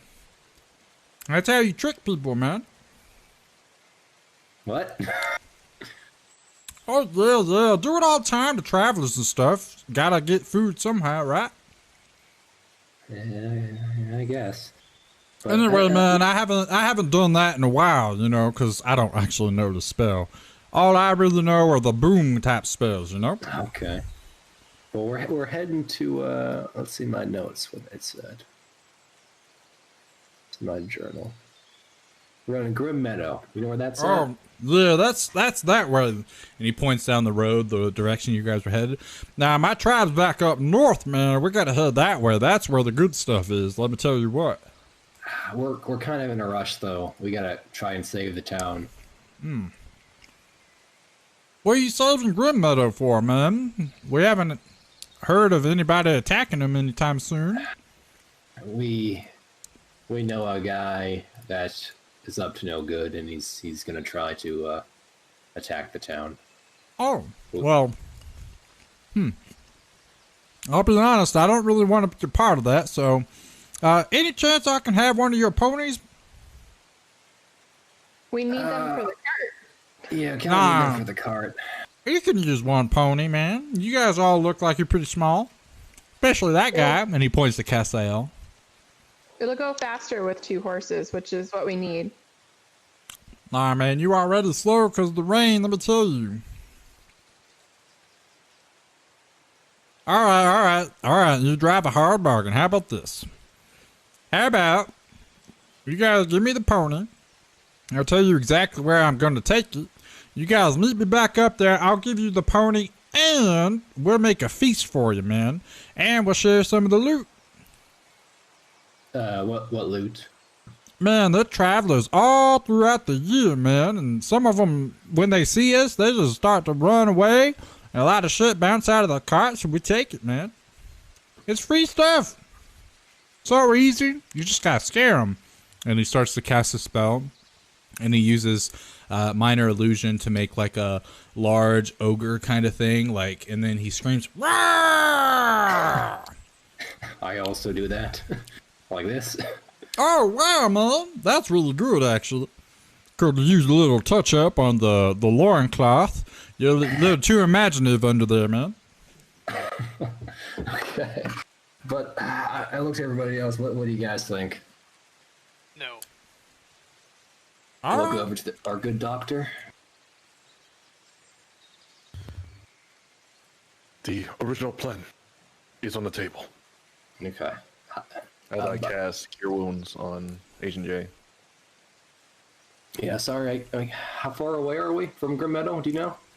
Oh, you still got a couple days left, yeah. Yeah, we kind of got to go. And this rain ain't gonna help you at all either, that's for sure. How far away are you? I'm probably a couple days from my tribe, too. I'll be honest, I don't even remember how I got this far down south. Okay. Interesting.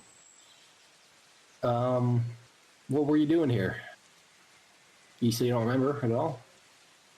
He shakes his head. He's like, no, it's not that I don't remember. I don't remember how I got here. I just remember going to the woods trying to find something I needed for a spell. Some dude told me about it. And then the spiders got me. Okay. I mean, I love to follow you back home, but we have other business. Maybe we can catch up later. Yeah, sure. Just come and try to find me, I guess. But you go in Grim Meadow? We don't usually go over that way. Okay. Well, Brady, Perhaps in the future. Could I say I have a map with me of the general map of the area? Sure. Or no? Okay. Could I ask him to mark where he's at? If that's okay with him? Yeah. And you pop out the map, you put it down, and, you know, the rain droplets are getting on it, so you're kind of like, yo, hurry up. And he takes a pin or something that you got, and he puts a big-ass X over the entire mountain range. We live right there, man. Right in here. The mountains. Okay. And as you look at it, you can tell that he's not, based on the description he's given you, he definitely didn't mark the exact location.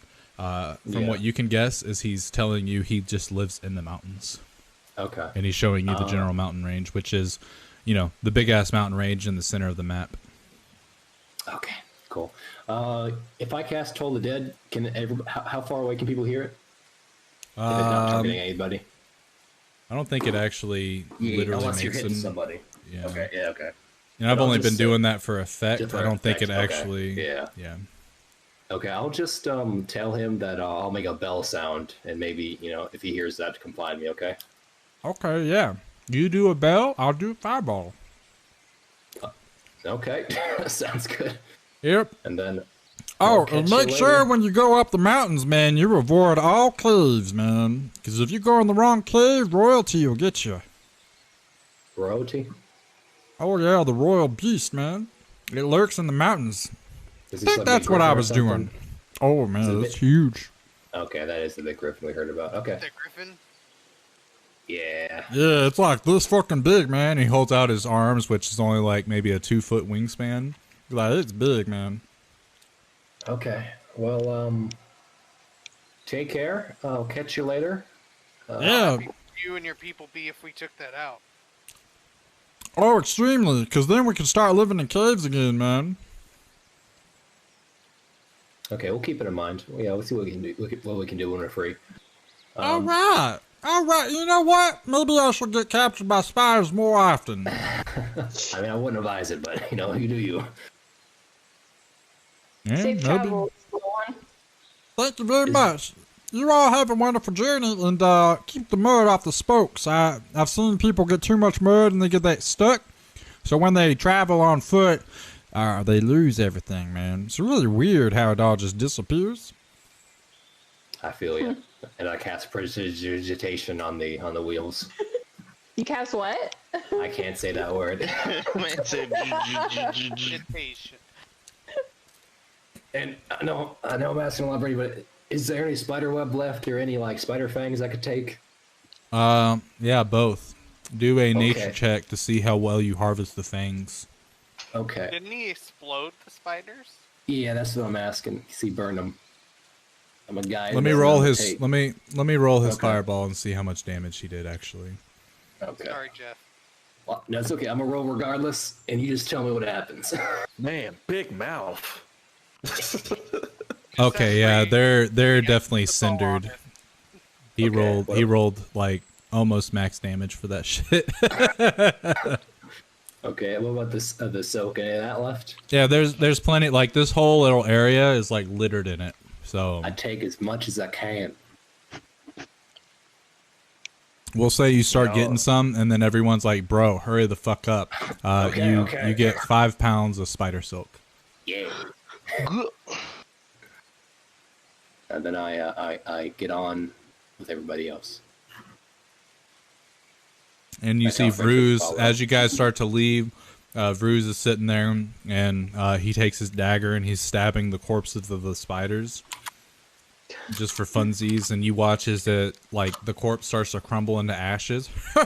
Take that, man. Next time you think twice. Forgotten Ruse. And then as you guys get to the edge of the fog, he waves, "Bye!" See ya. You guys hop back on. Everything seems to be fine at this moment. And you start making your way. How long did that take? Like total? Total with like 10 minutes. Cool. Well, luckily that didn't take us too long. I definitely think we should try and go at a fast pace, though. Yeah. Mush. Okay. I'll take a short rest to get my spell slot back. Okay. Yeah. I flick the rings to get them to move a little faster. Okay. And they do so. And with the speed going faster, you're starting to catch up to what a normal pace would be because of all the mud.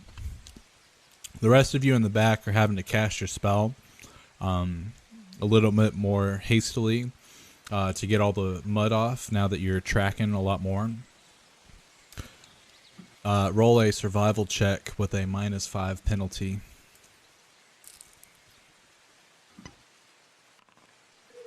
Okay. So the horses start to rear off, and you've learned how to essentially go with the flow. They're trying to avoid something that you can't see in your position. And luckily you did, because it was another big-ass rock that probably would have taken the wheel this time. So, as you guys are going along, a couple more hours pass. And nothing's real significant happens in that amount of time. But you start to get to where you're in like these open clearings. There's many, couple dozen feet in between each of the trees. All of you make a perception check with a -5 penalty. Perception check.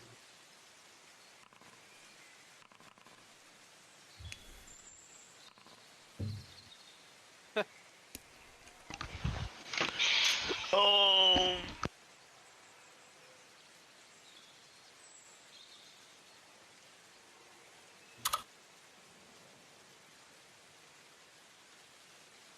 Gerald. I'm trying. Hold on.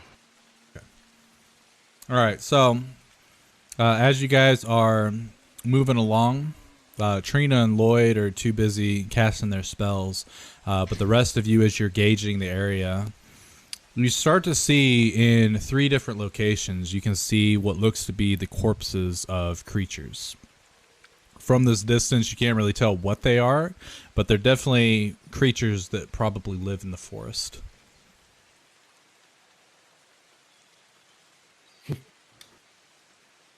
Interesting. What kind of creatures are we talking? Woodland creatures. Ah, okay. If you want to either slow down Fresh. or stop to go and take a look, you can get more info. Are they like fresh corpses or like skeletons?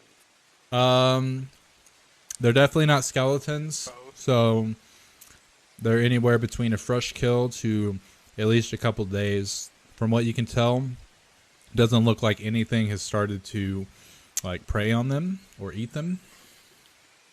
So it's really weird, right? Oh yeah. Especially because you guys are like, hey, look, a dead thing. And you're like, that's weird because there's a dead thing over there. Now that's really weird because there's a dead thing over there. I don't like this. Hey guys, slow it down.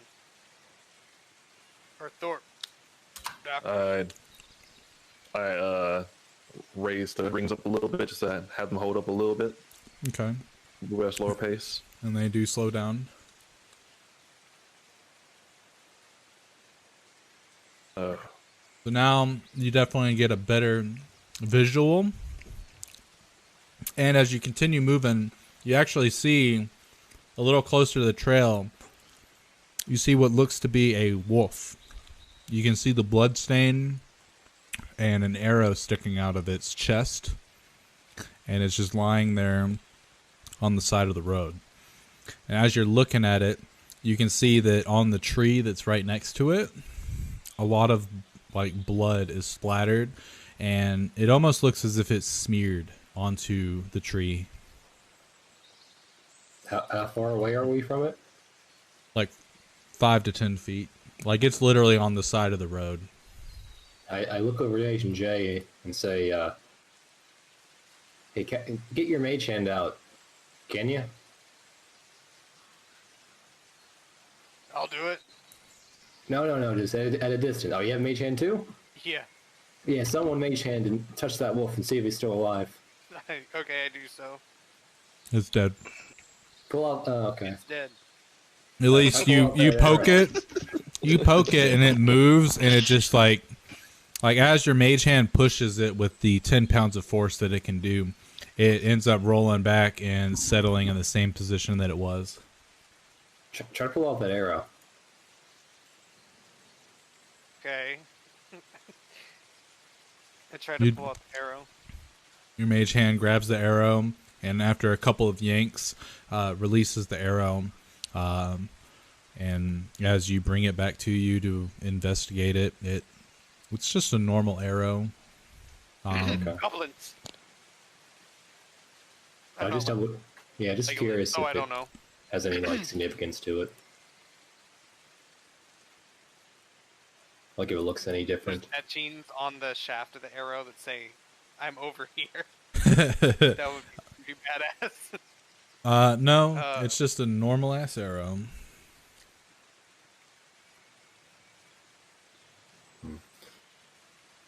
Well then. Some poachers. Maybe.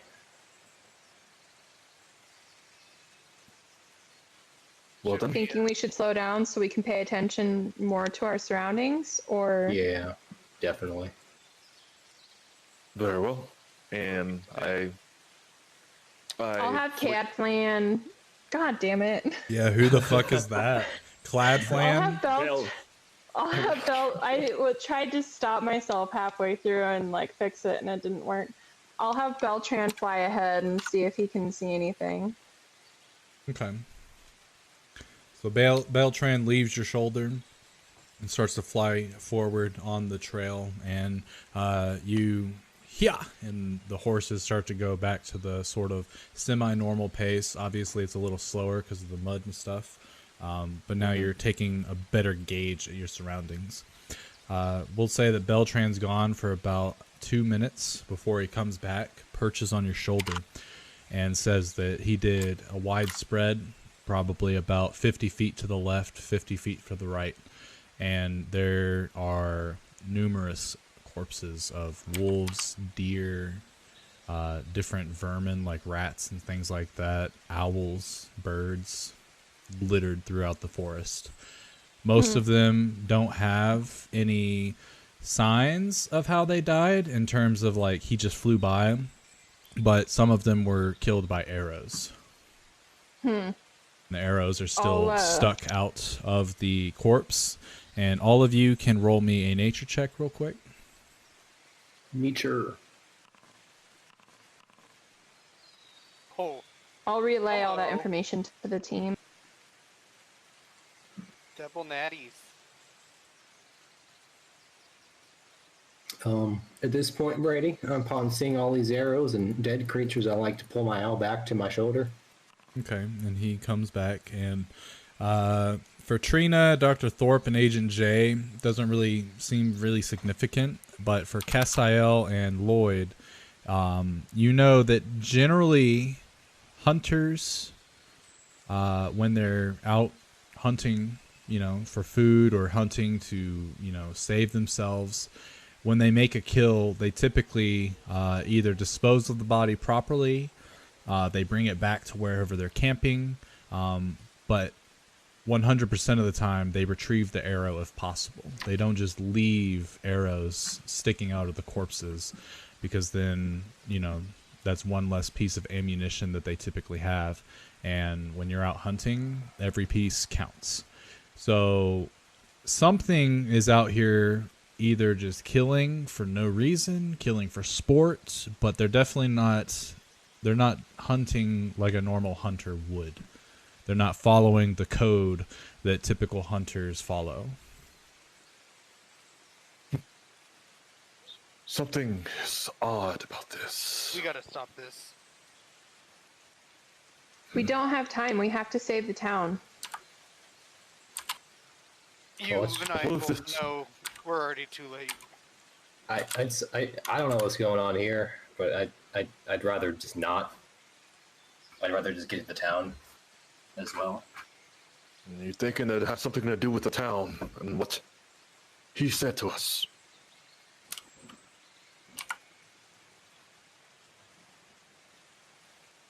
I don't know, this seems pretty bad to me. All right. It's best not to waste any more time here. We have to keep our pace. And I mean, you guys have been keeping up, keep rolling, so you continue going. And yeah, every couple dozen feet, 50 feet, every little bit, you see another creature that was killed and left there. One thing you're starting to notice now is that the ones that are close to trees or other types of foliage, you can see that the blood of those creatures has been like, it's not natural after a wound from an arrow to have that much blood get onto a nearby shrub or tree. So based on that, you can tell that someone is taking the time to smear the blood on the area. Some dark shit, guys. Sounds like a warning from what it looks like. Yeah, bad omen or something. I don't know. Dark magic. Rituals. Sacrifices. Let's. I'd rather not stay here to find out, though. Let's just keep going.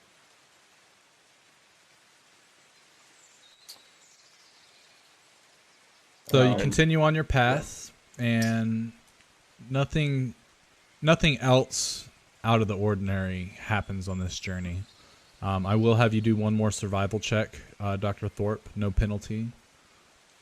Okay. Okay, yeah, and again, Dr. Thorpe has gotten he's gotten in tune with the horses, and they're essentially a single unit at this point. You can tell Cassiel that it seems that Dr. Thorpe is as easygoing when it comes to animals in a way, as he is with people that he just met. Just based off the time that you two have spent together already, it's been probably almost a 10-day or so.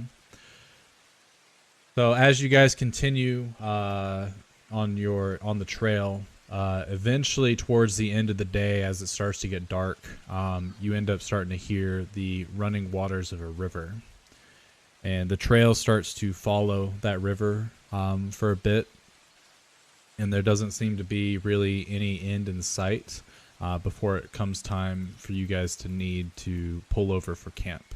So in between that hour of you guys talking about all the corpses and you guys making camp, is there any role play or anything that a character wants to do specifically? I want to give my ring another charge of sleep. Okay. You guys watch Lloyd summon Frederick to his shoulder, and when Frederick does so, you can see that he carefully takes off the ring, or this ring off of Frederick's foot, and he casts a spell into it, and then he puts it back onto Frederick's foot. Okay, and I deduct a thing as well. Okay, perfect. I want to go off and get a little privacy so I can contact my patrons. I take it you do this at the end when you guys are making camp? Mm-hmm. Okay. Because it'd be really funny if she's like, be right back, and hops off while you guys are going down the road. Yeah. No, this is while we're making camp for the evening. Okay. Is there anything before nighttime that anyone else does? I would like to. Is there like anywhere like dry, for the most part, that I could sit after setting up camp? Like under a tree or something like that? Yeah, there's like there's couple spots that are a little more dry than others, but everything's pretty damp. Okay, I'll sit under like a spot that's like relatively dry and like a little bit more safe against the rain, Okay. and like pull out my notebook and start writing in it. But Okay. like while I'm writing in the notebook, I would like to try and contact my fella. Okay. So I will end up pulling both of you aside individually. So we know what you two are doing. Is there anything that Agent J or Cassiel does as you guys are getting I'll geared talk to my towards? patron too. I'm just Okay. Oh, we're about to call it a night, right? Not in the actual like the session, but for this day. No, I'm talking about yes. for the day. Yeah. Okay, I want to use one of my spells to summon my thing. Okay. While everybody, while we take a nap. All right. So I will do. I will bring Kirsten first, and then I will bring Kevin, and then I'll be right back. As you go away from the party, probably 30 feet or so, while they're getting everything set up, you have Beltran fly in front of you, and you kind of kneel down to get on his level as close as you can, and you begin to try to commune with your patron, which you successfully make a connection. What is it that you require, dear? I think I have some information of the upcoming battle that you were looking for in this area. Very We well. met a man who called himself Saxon Carlisle, who seems more powerful than he should be. I know for a fact that he's going to be attacking a town called Grim Meadow, and I believe that's what you sensed. Interesting. The Grim Meadow that we know is of no proper significance. It is not a large town by any means. I believe that the population is less than 50 people. So this is This is not the battle you sensed that was coming up? I do not believe so. I believe this battle that we are expecting will be far greater. Understood. He also said he had information on the whereabouts of Mal, but last I knew, Mal was at the castle. Yes, and? Is he missing? Or was No. this creature He- lying to me? More than likely a lie. I do not believe that Mal is in the same region as you are, but he is on a task that we sent him on a few days ago. And he's been in contact? We have not heard from him since he left, but we have no reason to worry. We can feel True. his essence. He is the most capable out of all of us. Indeed. We don't believe he will run into much opposition. Not as much opposition as you. Yes. This Carlisle person, he is not what he seems. Most folks at face value aren't. You would do well to remember that and commit it to memory. Yes. Understood. Your group, I would say, is just as withholding of information as that gentleman that you speak of. Well, I mean, I've withheld information too, so it's not uncommon. Very correct.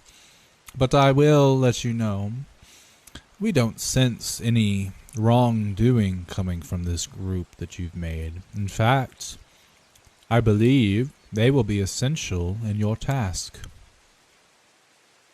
Good to know. I'll make sure to stick with them then.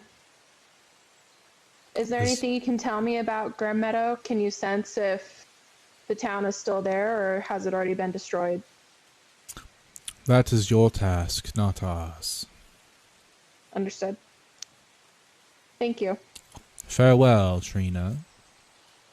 Farewell.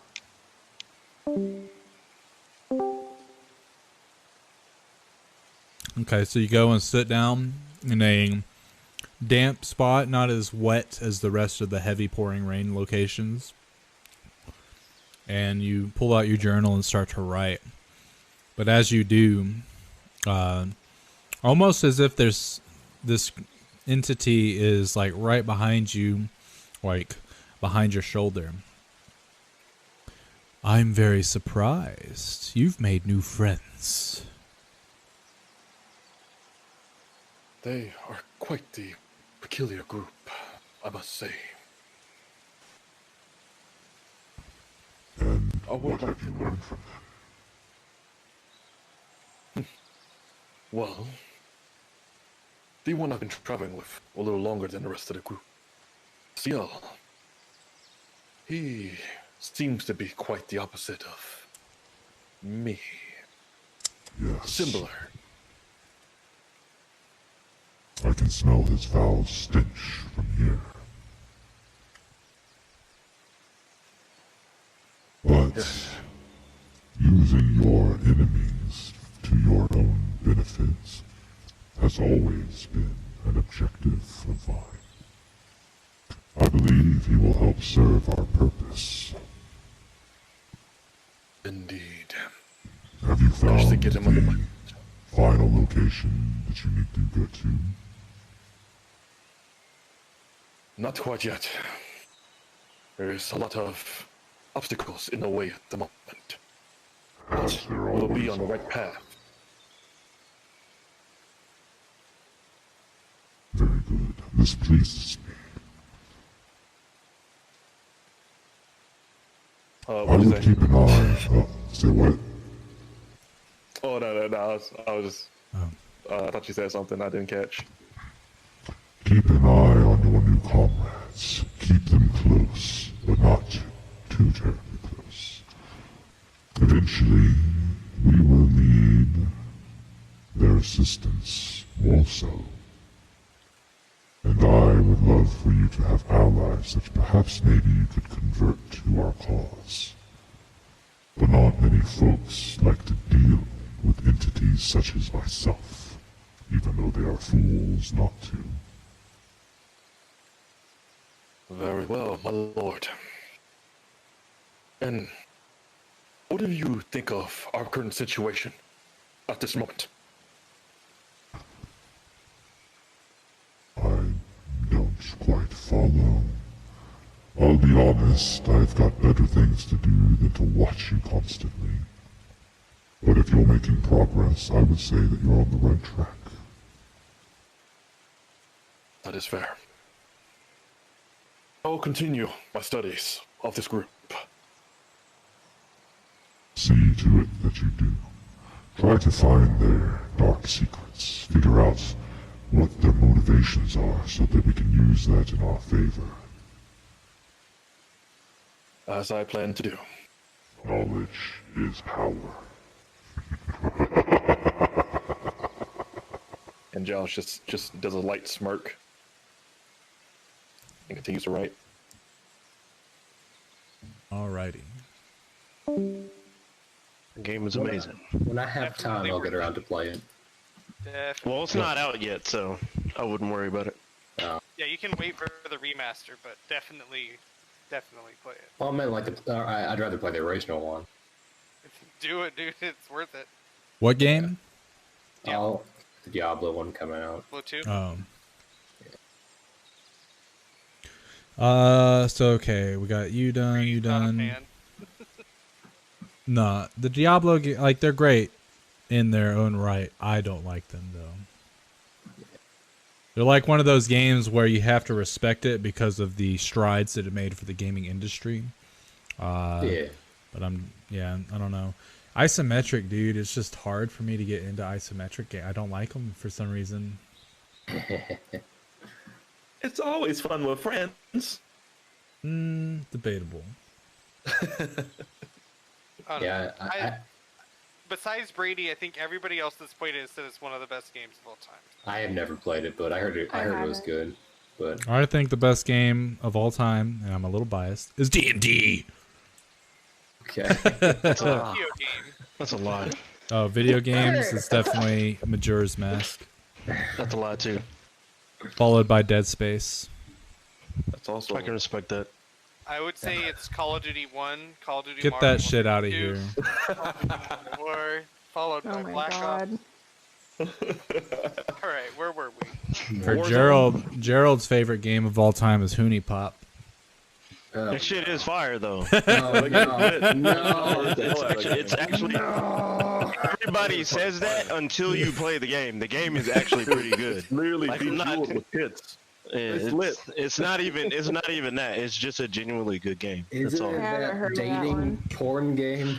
Nah, see, you ain't played it, so you wouldn't know. See? Yeah, Look at that, man. that's Like, definitely a yes. man, so close-minded. No, you don't understand. You haven't played it yet. That's a yes. I think there's a reason why I haven't heard of this game.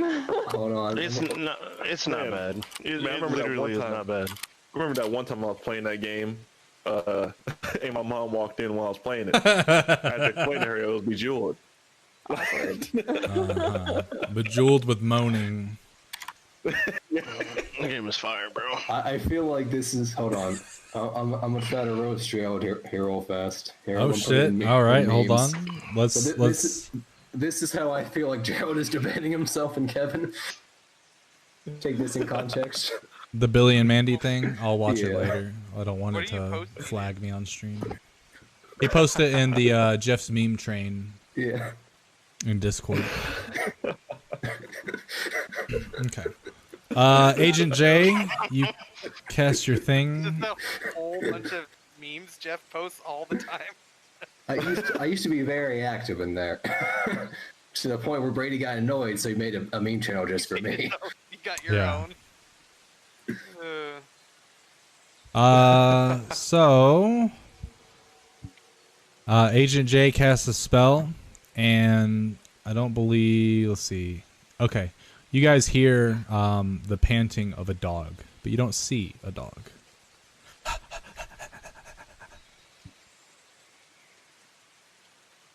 Bark. And you see Agent J I see it. stroking the. I Do you, 100% though? see it. Oh no, it's different. I see that. It's only visible to him. Correct. Is it actually invisible? Yeah. Everybody else? I Yep. ain't seeing shit. It is invisible. Devil's Sight makes magical darkness not impede your dark vision. Oh, that's right. So can I? So am I able to identify it I'm even with thinking my of ability to which see side. things? My bad. Have advantage of seeing things in dark in invisibility? Let me see. Which feature of that is yours? Spell sight? It is. You Hell have yeah. advantage on Yeah. wisdom or on perception checks to notice them, but the creature's Okay. not trying to make itself unnoticeable. So you guys all definitely see that Agent J is currently, petting a dog. Oh, okay. Trying to boost my stats. So Quite you have interesting. you have your little faithful hound there now, Gerald.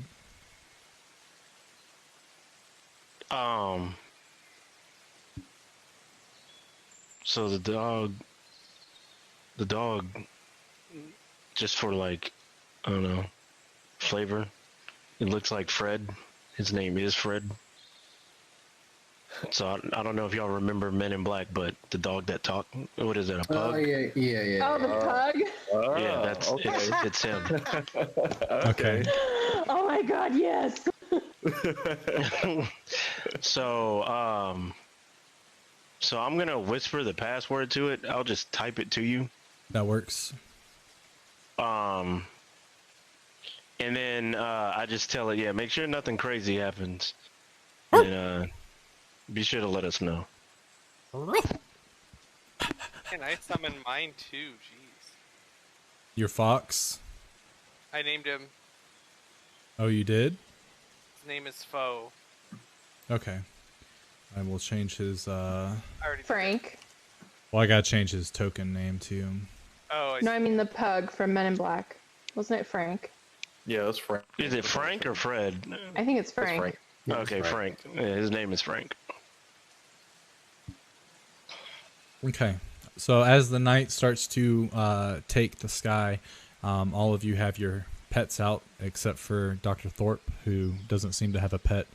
But as Lloyd is saying, "Hey, I'm about to throw up the tiny hut," that's when your party members start to regather. You come together. Tiny hut gets cast. Horses are inside. You guys are inside. And are your familiars inside or outside? Mine Beltran's outside watching. Where is Foe? inside. Okay. And Frederick, I'm assuming, is outside, as well as Fred. Yeah. Frank. Oh, Frank. More than likely, I think Gerald just went AFK, but I think Frank is outside. Yeah, he is. Okay, cool. So as you guys are sleeping, the downpour continues to go on, but it's very relaxing. It's peaceful. You don't hear a lot of the sounds of wolves anymore. In fact, you don't hear any creatures. You just hear the rain, and you can actually somewhat see the rain droplets as they hit the tiny hut and roll off the side. And very much like if you guys were in a glass dome and it was raining outside, you can watch, and it just makes all these different like streaks, and it's beautiful in spite of everything that's happening within the last couple days with you guys. This has been probably one of the more peaceful moments that you've gotten. Glad So, you have this spell. huh? Said I'm glad you have this spell. Oh, he's talking to Lloyd. Agreed. Lloyd looks at you and flips you off. I'm just joking. Lloyd is currently muted and deafened. I was muted. And Yeah, now I was he- saying. yeah. Yeah, I was saying. Yeah, it comes in handy. I was wondering why you guys weren't responding back to me. I'm like, I'm speaking. Confucius say, "Man who no have girlfriend come in handy." What? Oh my god. Roasted. I didn't. What? Man who no have girlfriend come in handy. Excuse you? All right, let's go to bed. Okay.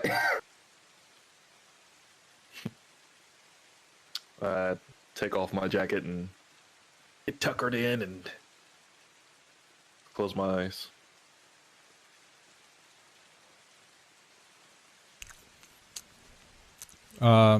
Real quick, just because of the come in handy joke, I have to make a joke of myself that I heard today.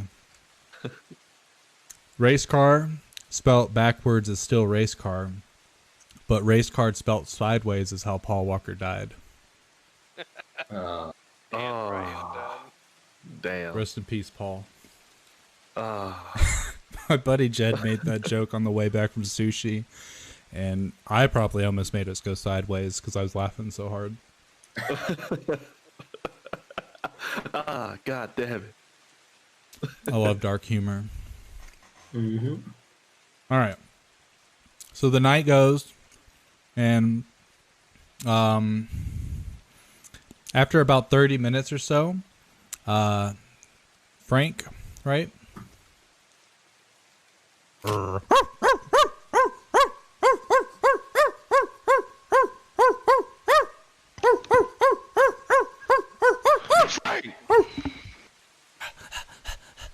Is he like And- at like with me or is he? At Yeah, the he's tent? right out. He's right outside of the dome, and he's looking in the darkness, which you, as a human, don't see shit.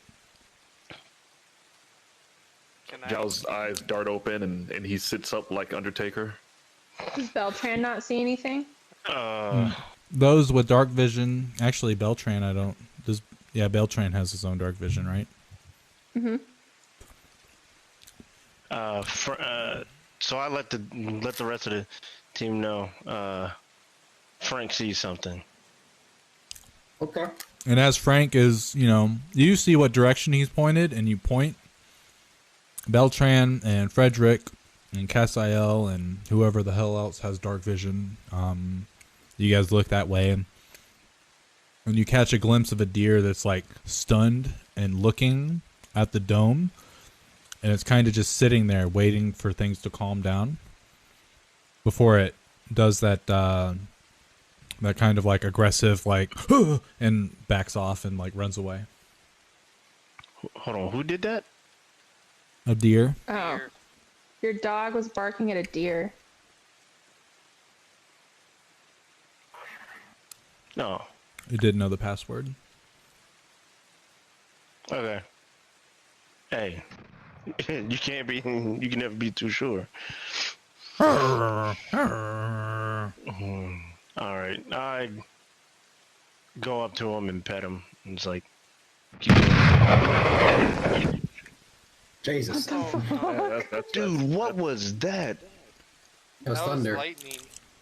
Oh, was it? God, like I had my volume turned up. Monster.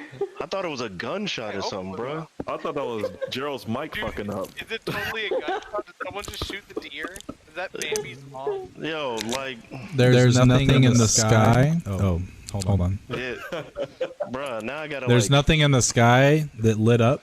You know that you only hear thunder if you see lightning, and you saw none of that. Would I know it to be my spell that I use sometimes? What spell is it again? Your ritual one? No. The one that the thunder wave, I think. No, does not sound like that. Okay.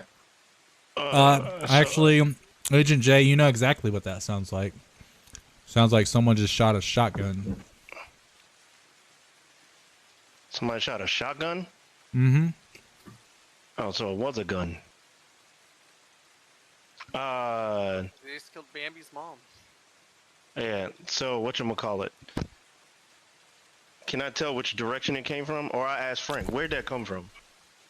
And he points more to the west. Are shotguns a thing in this?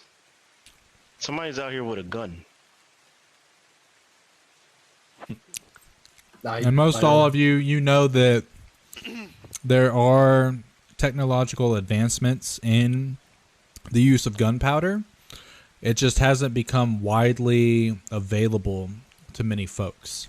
Those that do have it, though, are usually either really wealthy, literally only own that weapon, or are from the Dwarven Empire,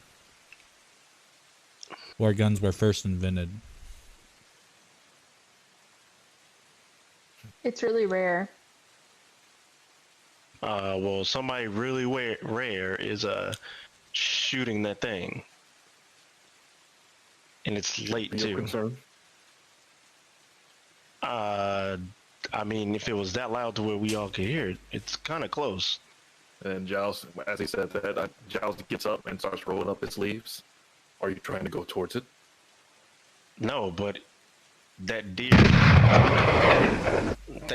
Okay, and there it is again. Okay, so Brady,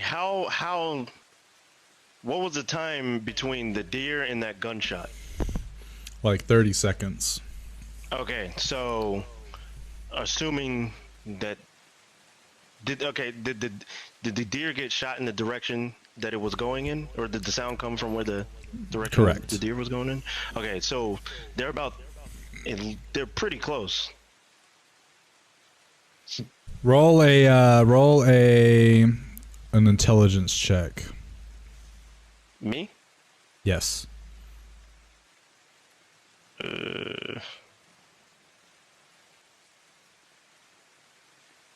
God damn it. Based on your history with firearms, you know that typical gunshots can be heard from roughly 300 feet or so away from where they were triggered. Depending on the caliber of the weapon, they can be heard from either longer distances. But based on what you hear, it's definitely within probably 200 feet.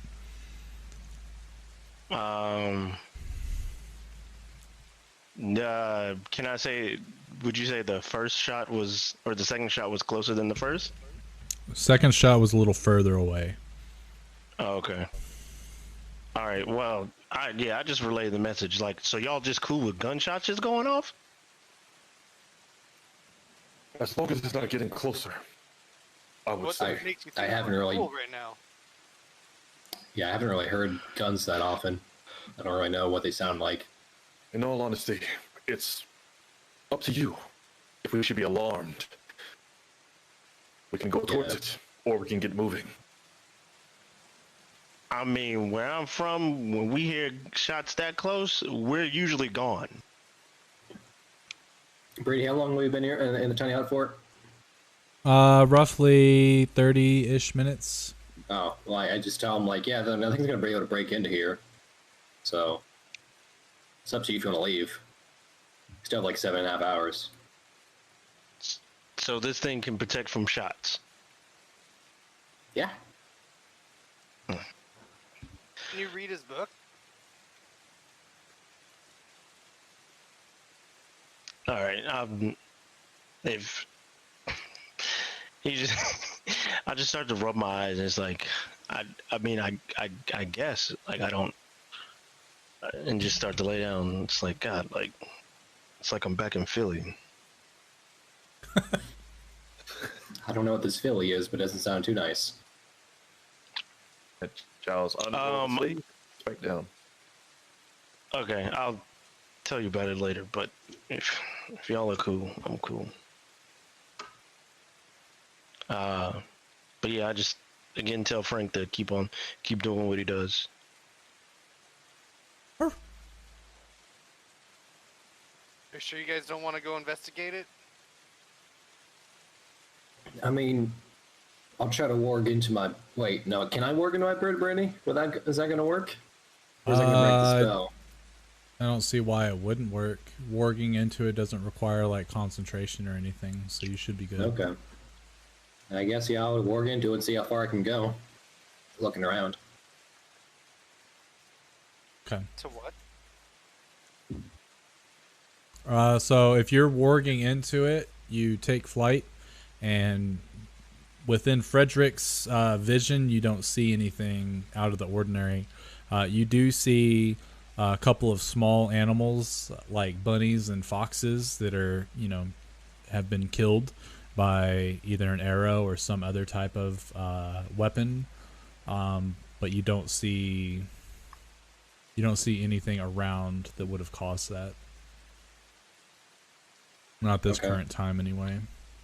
If you wish for Frederick to go further, you can do that, and he will relay back when he comes back. I'd rather keep him alive, so I'm going to say, hey, I didn't see any... I'll warg back in, but I didn't see much. Does anyone else want to go out and check?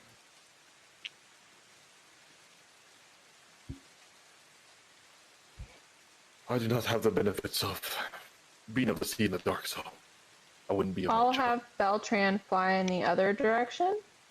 Okay. In the opposite direction, there's no sign of anything except for everything you've already seen. Cool. I'll go. Beltran doesn't see anything either.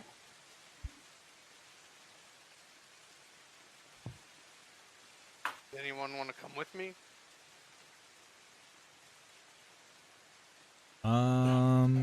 Do you Can even you have leave the dark tiny vision, hut? Cassiel? Yes. Oh, okay. I mean, I guess I could I think uncast you it. can leave freely if you started inside it. Oh yeah. I was like, fine, I'll get back up, start rolling up my sleeves, and grab my blade. Oh, you're coming and you can't see? That's okay, I'll cast light for you. I actually have my own. And then Ray, what's my word for my blade? Or can I make Your my own word?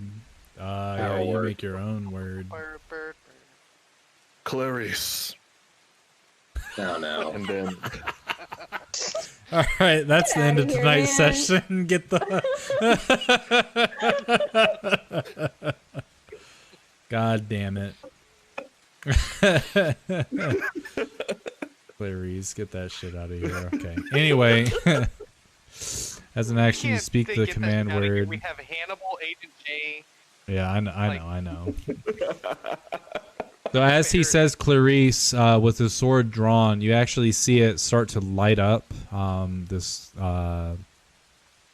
sort of ghostly projection of itself pops out, and he's got 3 blades. One of them attached to the hilt, and other are 2 ghostly protrusions from the blade itself. Within 10 feet of his sword, within 20 feet, there's this dim light that emits from it, and he holds it in front of himself and shows you that he indeed can see. lead Pretty the cool way. birthday present. Right? Well, I think it's best that we don't get mistaken for an animal, so I'll cast light as well.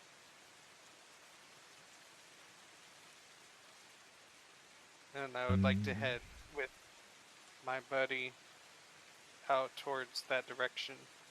Okay. So you cast light on what exactly? Care on my sword or Okay. on my armor. That works. So with my this shoe. bright light illuminating from Castiel and with Dr. Thorpe's blade, they exit the tiny hut, leaving the other 3 behind. And you guys start walking towards the sound of the gunshot that you had heard. As you're walking and Been looking, smarter moves, to be honest. huh? I said there's been smarter moves in D&D than this. Both of you roll a perception check as you get about 100 feet away from the tiny hut.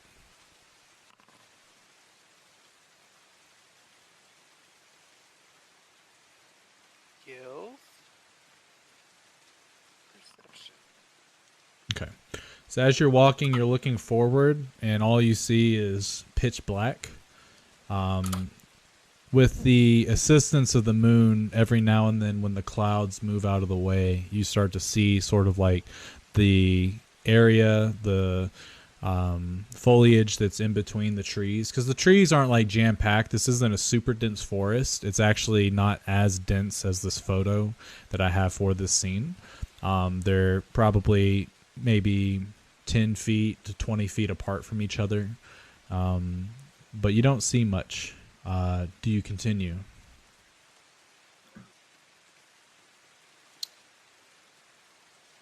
I want to try and find the deer. Okay. So as you continue forward, you go another 50 feet. You don't see anything. You go another 100 feet. And with the radius of your light and with your dark vision, you're able to actually see the sort of blood splatter on a nearby rock, but you do not see the corpse of the deer. You can see where the deer fell because of the sort of depression in the ground from its thud, because of how soft the ground is right now since it's been raining. And it's about 20 feet away from you.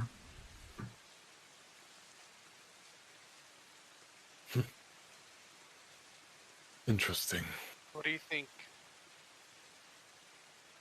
Should we call out or head back? If he hit a deer in the dark, he must see us, so. Yes. We should head back. Before you go, let me ask, are you Oh, friend or there we foe? As Well, you look if we were around, your foe, I don't think we'd come. Oh. sorry. Go ahead, Brady. No, you can go ahead. You can go ahead. I say, if we were tending to be foe, I don't think we would have come out here illuminating ourselves. That's probably the smart move, but I've seen a worse bait before. That's for certain. That's fair. We mean you no harm unless you mean us harm. I don't even know who you are. I have no quarrels with you all. I will show myself.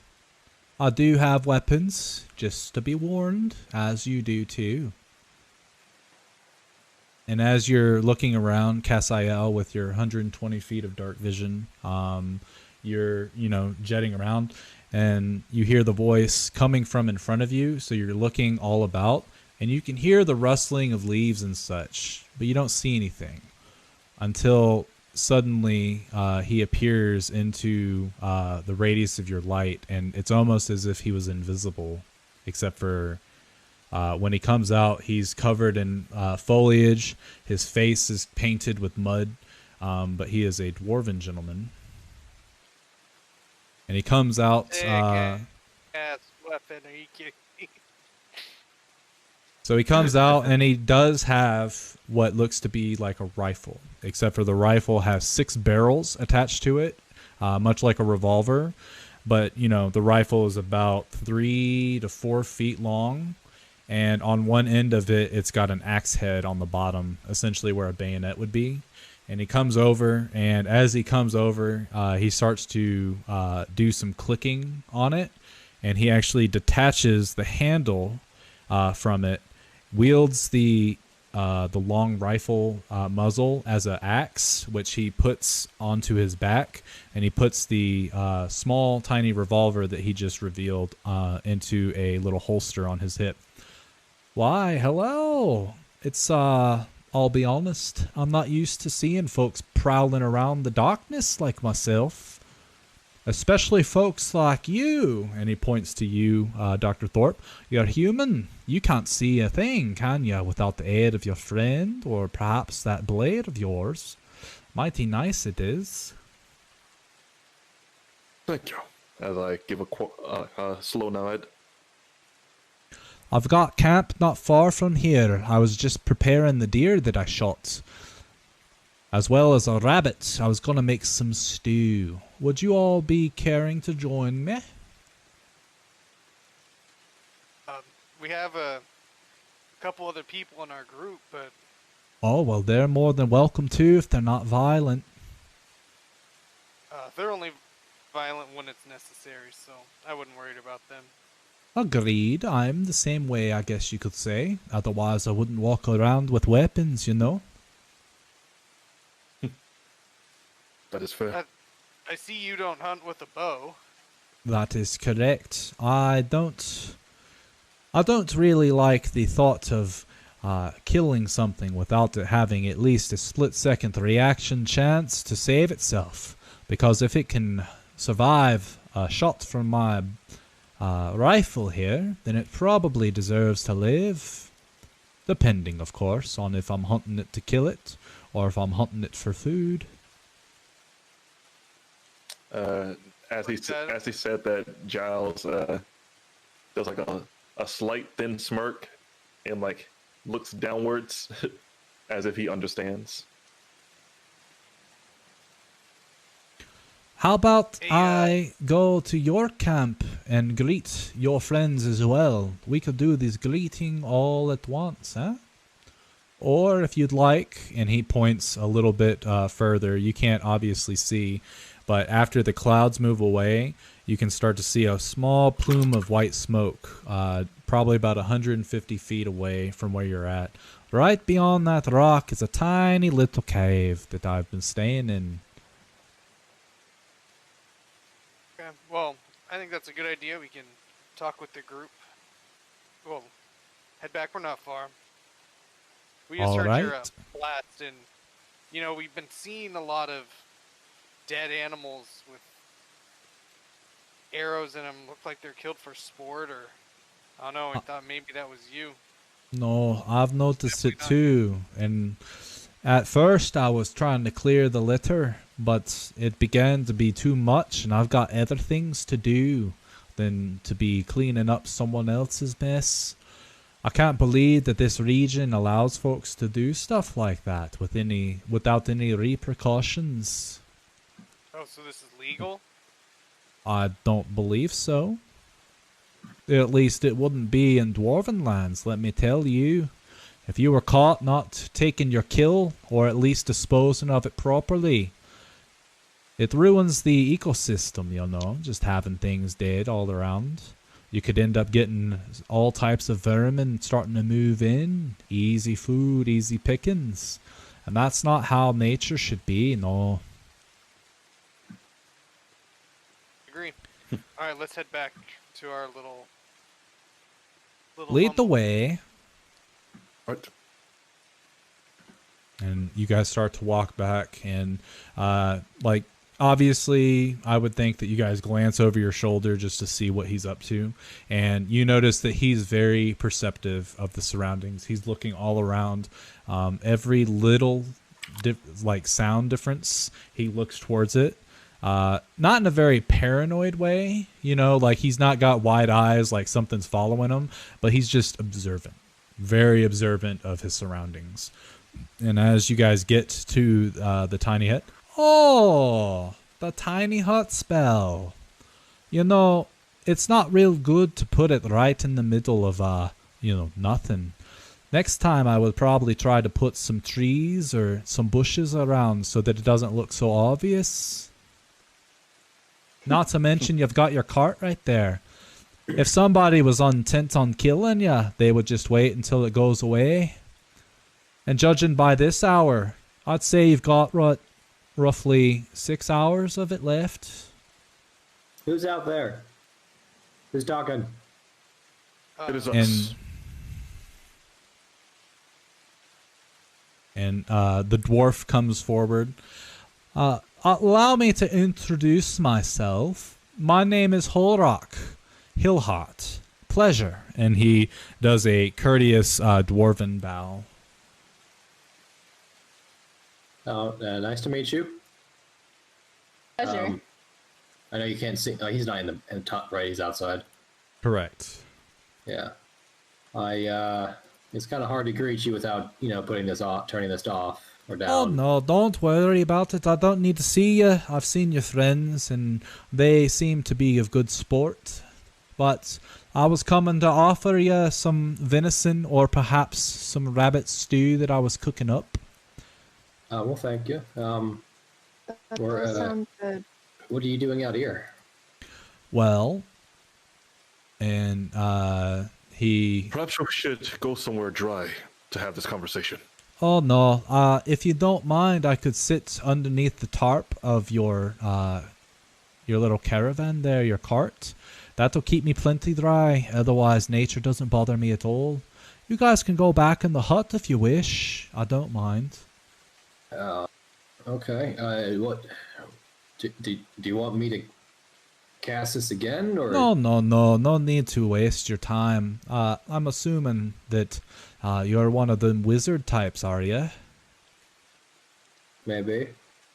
Well, regardless of whether you are or you're not, no need to waste. Unless you want me to see you and come inside. But I do plan to smoke. I always smoke when I tell stories. I mean, I can let you inside. Just we'll get a little wet. So give me a second. Okay. And I put down the hut.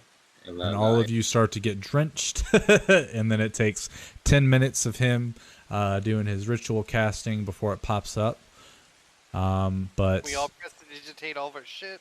Yep. We're dry Oh, look at that. Mighty fine collection of folk you have here. Everything's perfectly dry. And he's like touching all of his armor and stuff like that. Very interesting indeed.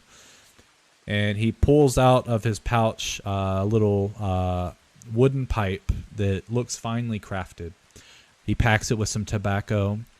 I do have one other, usually for sharing purposes, one-on-one, if anyone wants to smoke with me.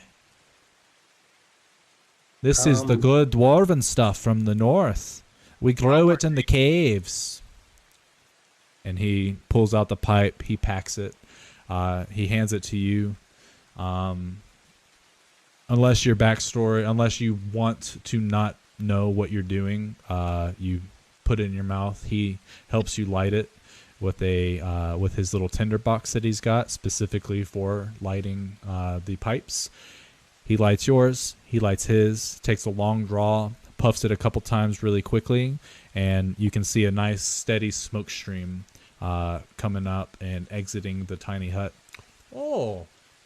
He starts to blow little smoke rings, and they go outside of the hut. Wow, that's mighty interesting.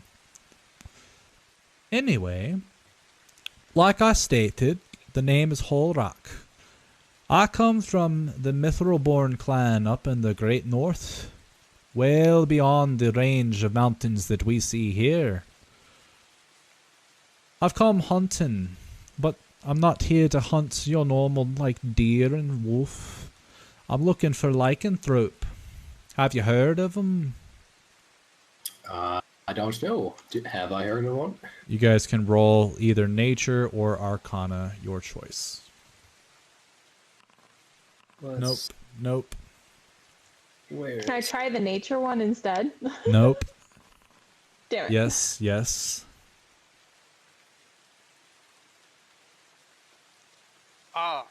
Actually, Agent J, you can do a history check and see if you remember stories that your parents told you as a kid or something like that.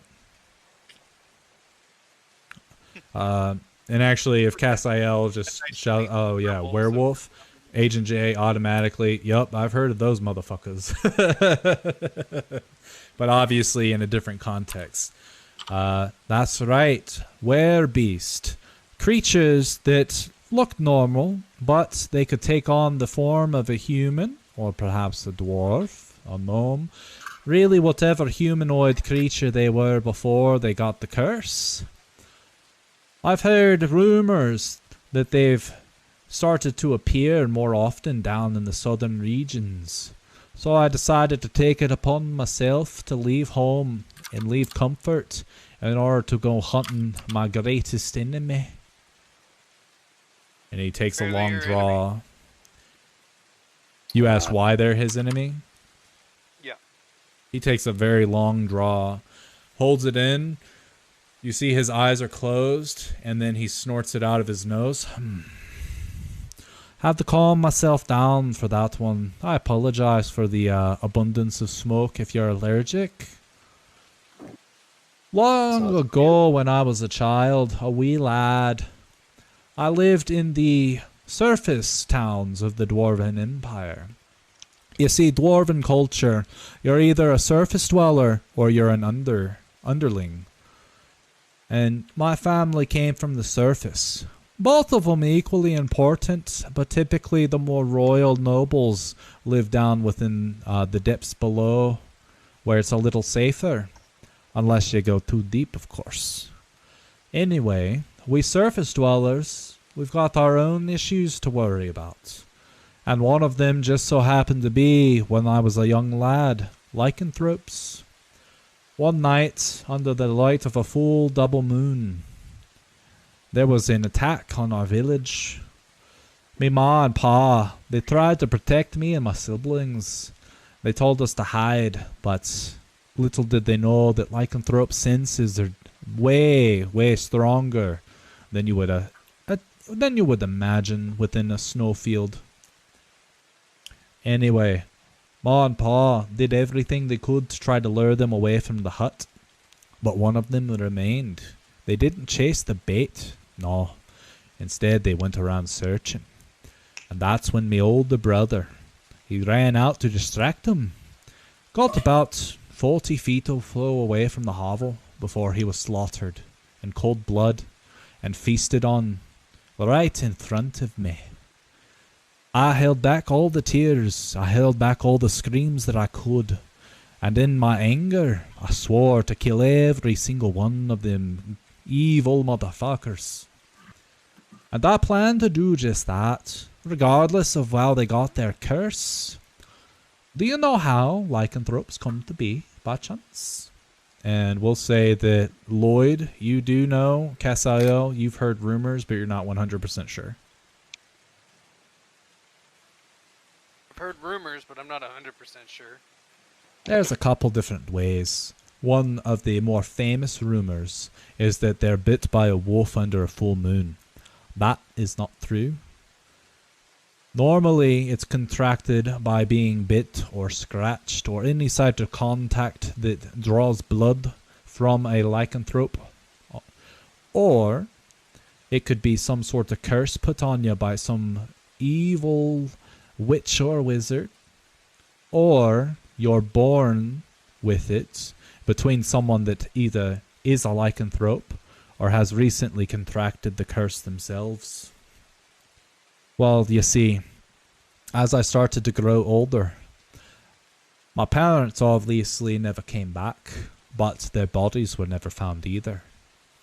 So I started to train, become a hunter for the surface dwellers. And over time, I got really good with the rifle. As you probably heard, I was able to take the rabbit and the deer out with one shot each, in complete darkness, mind you. Anyway, enough bragging. Probably 30 years after this entire incident, I had been accepted to join the Gloomstalker Brigade. A group of dwarven monster hunters, usually to patrol the Underdark and make sure that it's safe for our mining expenses before we begin operations. So I've had my fair share of kills, especially of creatures that you've never seen before, things that live deep within your darkest nightmares. Well, one day after coming back from an expedition, I'm greeted in my own dwellings, a couple 100 feet away from the center square of our town is my hovel. And inside, after one of these expeditions, Ma and Pa are there waiting for me. But just so happens that that night is a double full moon. So of course I greet them with open arms, but they weren't there to greet me as their son. They were there because of their hunger. They had come back to finish what that pack had started. I'll tell ya, when you're caught on surprise, it's a little harder to fight, especially those that you love. But that was the night I believe I became a man. For they transformed right in front of me. One of them a tiger, the other one a werewolf. And I had to slaughter them both. Not equipped with what I needed to finish the job. But after the hooting and hollering, I had help from some of my fellow neighbors. And he sits there and sort of looks at the light that the tiny hut emits and sort of like as if there's a campfire in there. And he just takes a couple long draws of his pipe. My parents were far dead before that encounter. In fact, I like to believe that there was some part of them that just wanted to come and see how I was doing, see if I was doing okay. But the beast inside told them otherwise. They tried to kill me. They tried to eat me. Perhaps maybe they were just trying to turn me. But I was able to fight on to live another day. And that was when I vowed that I would hunt every one of them down, regardless of their background or if they had it under control. And I would take them out. And that's when I crafted me this. And he pulls the rifle barrel from his back, which you can see. The rest of you see that it is 6 tubes, all bound tightly. You don't know exactly what type of material it's made out of, but at the very end of it, at the end of the barrels, there's a large axe head. And he takes out the revolver, the smaller piece of it, and he clicks it together to form his rifle. This right here has served me well in my time as a Gloomstalker, that it has. You've got good long-range engagement in this variation, and then if you end up getting into close quarters, you're able to swipe around and still take your shots. So, if you got the right ammunition for the beasties, then you'll be well on your way. But, yes, I apologize from, taking up too much of your time with my story. And Not at all. Or he nods his head towards you. Thank you very How kindly. did you avoid getting injured with no weapons? I still had my turns? armor on. Oh. And it just so happened, I think, that perhaps maybe the dwarves inside of them were holding back. It seemed a lot easier than the night that they were turned, that's for sure. So, in some semblance, I believe they were coming looking for peace, maybe. They wanted me to put them down. That way, I could have peace as well, knowing that they were for sure dead. Is there no cure for this? He shrugs. I believe my bullet between their eyes is a cure. I was gonna say, I think you are the cure. Well, and so you're in this area specifically just to hunt down these werebeasts? That's correct. I've only heard rumors though that there were operations happening or sightings rather, but I haven't confirmed anything myself. I've only been here for about the 10 day though, as it took 10 days to get down here. Okay. Yeah, we've seen a lot of dead animals along the way, and we haven't seen anybody yet. You're the first person we've encountered. Yes, that is also a concern, but I don't believe werebeasts hunt their own kind. At least, unless they are of a specific type. But more than likely, their herds, their packs rather, are many variations. You've got were-dogs, were-bears, were-wolves, were-tigers, were-ravens. All types of animals can become a were-whatever. And typically, if one of them is a part of it, they have a connection to that creature. So, all the wolves running around, or that you see dead lying around, if there's a werewolf in the pack, it would not be happy with the rest of them. And there's too many different creatures being killed for it to be that pack. So what do you think is going on here exactly? He shrugs. I think it's someone that's just wanting to perhaps maybe cause some sort of food shortage, or maybe someone's playing a rather sick game on how many kills they can achieve the fastest. Or maybe it's someone that just doesn't care about the natural state of things. Yeah, but they're leaving the arrows. That's the weird part too, huh? And You've the noticed smearing that? of the blood. This is like I think it's deeper. Seems more ritualistic. And he takes a long puff of his pipe. Yes, you could be very true about that. Lots of weird beings in this world. And what's even weirder still are the beings not of this world. Sometimes they contact us here. They warp your mind, make you see things that aren't real, tell you to do things a rational person wouldn't do. Our job in the Underdark sometimes leaves folks with these thoughts. And sometimes we're able to help them see the light. Other times they're lost to the darkness forever. So, perhaps somebody maybe flirted a little too closely with this otherworldly being. Or perhaps maybe they just are insane. Really hard to tell without seeing the person face to face. But their hunting practices are that of a barbaric tribe.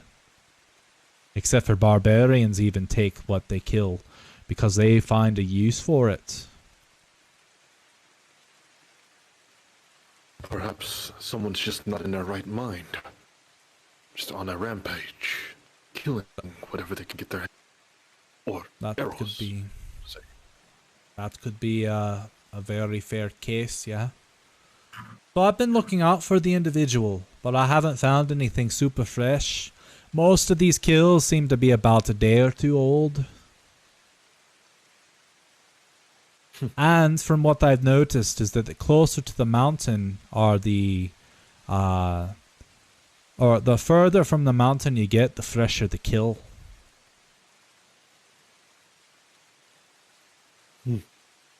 Interesting.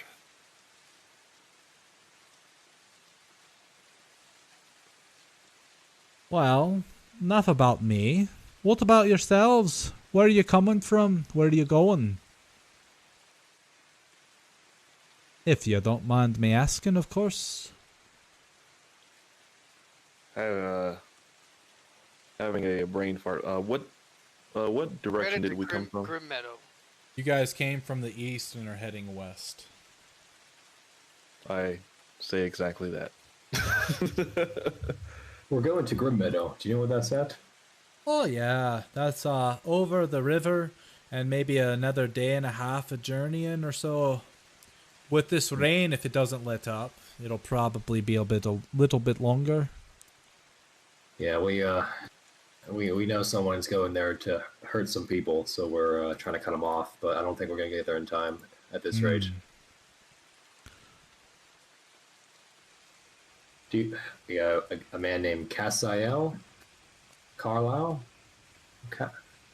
Never heard of a Cassiel Carlisle.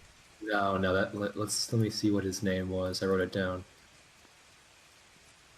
Saxon Carlisle. Yes. I was like, Over here trying to sell out people.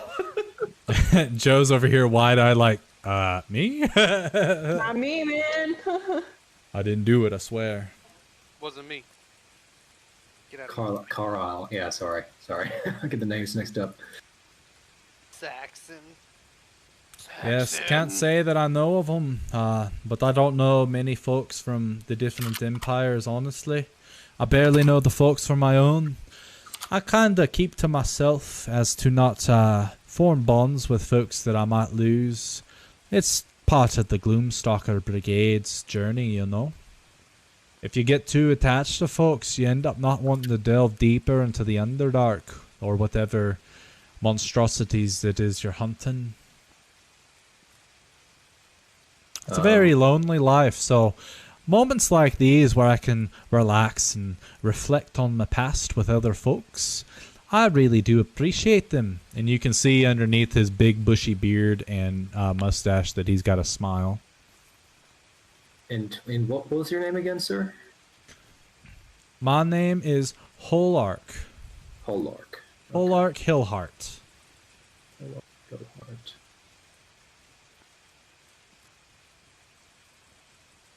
Well, since we are doing introductions, my name is Dr. Jowsthorpe.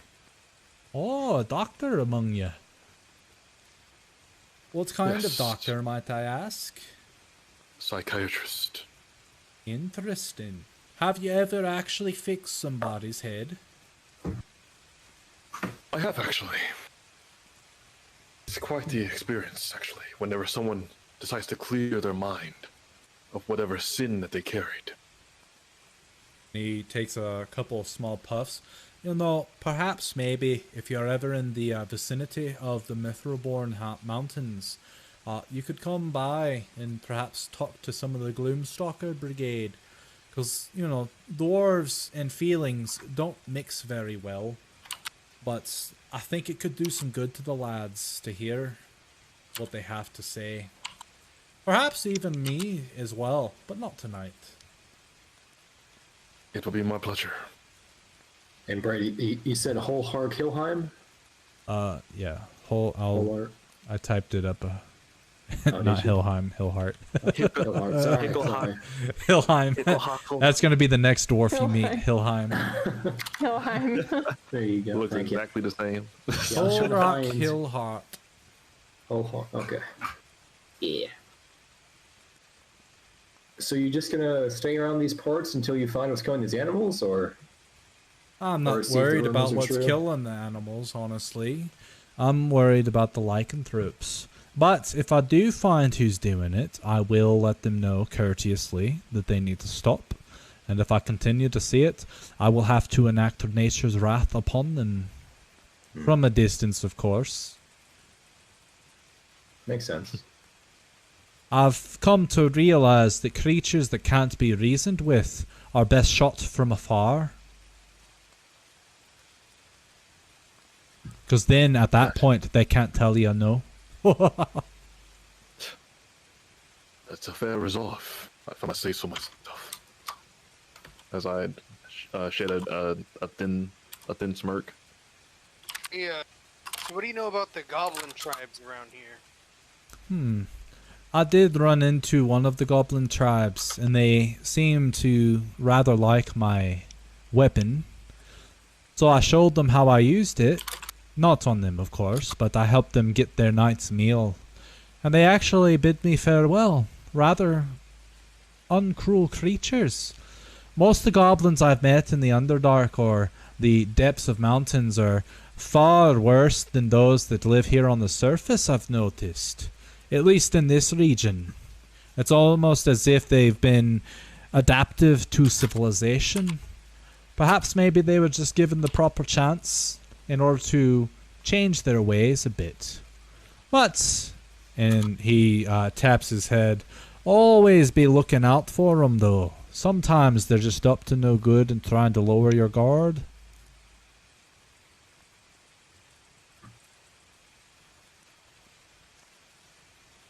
Other than that experience, I couldn't tell you though. I don't know much about the region except for the woods and such.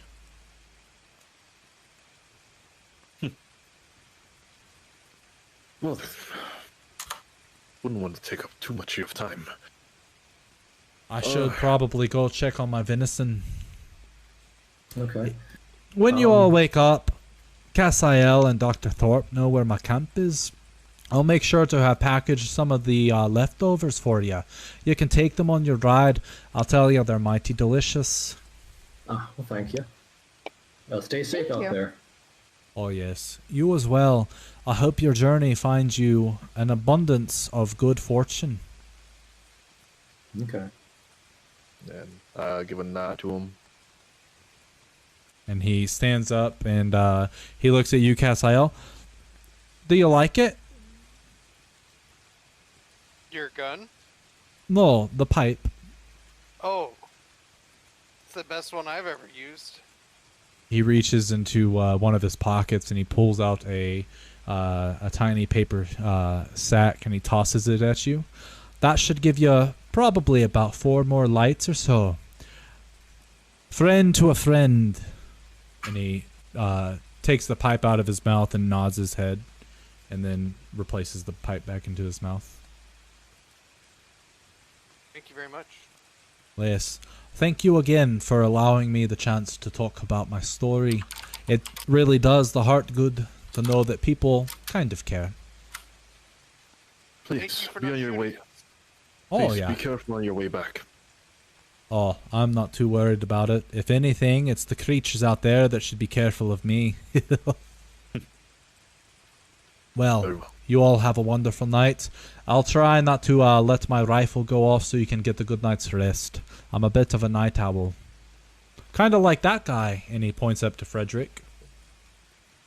He hoots. Woo. Oh, that's mighty cute. That must be one of your pets, eh? Yes, he's one of my closest friends. I believe Had him it. as long as I can remember. Well, you all, wonderful night. I You as will well. have your food ready by the morning. And he Thank you. walks out. And you notice because the light doesn't exit the dome, the moment that he exits, you can't see him. You know exactly where he left the dome, but as you're looking in that spot, it's as if he blends in with the shadows. And you can hear him as he's walking away, and you can actually see a trail of smoke that he's leaving behind him, but you cannot physically see him. And then eventually he gets out of the range of anyone's dark vision and disappears. And that is where we will end tonight's session. Neat.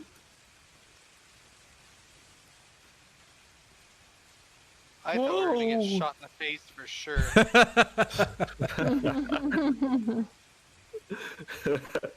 I thought about it, but I was Can like, we end on a long rest, or is there anything gonna happen? Yeah, we were going to end on a long rest, so. Cool. I'll just rest up then. Oh man, that was some saucy RP. Was indeed daytime. Daytime. And it's no longer raining.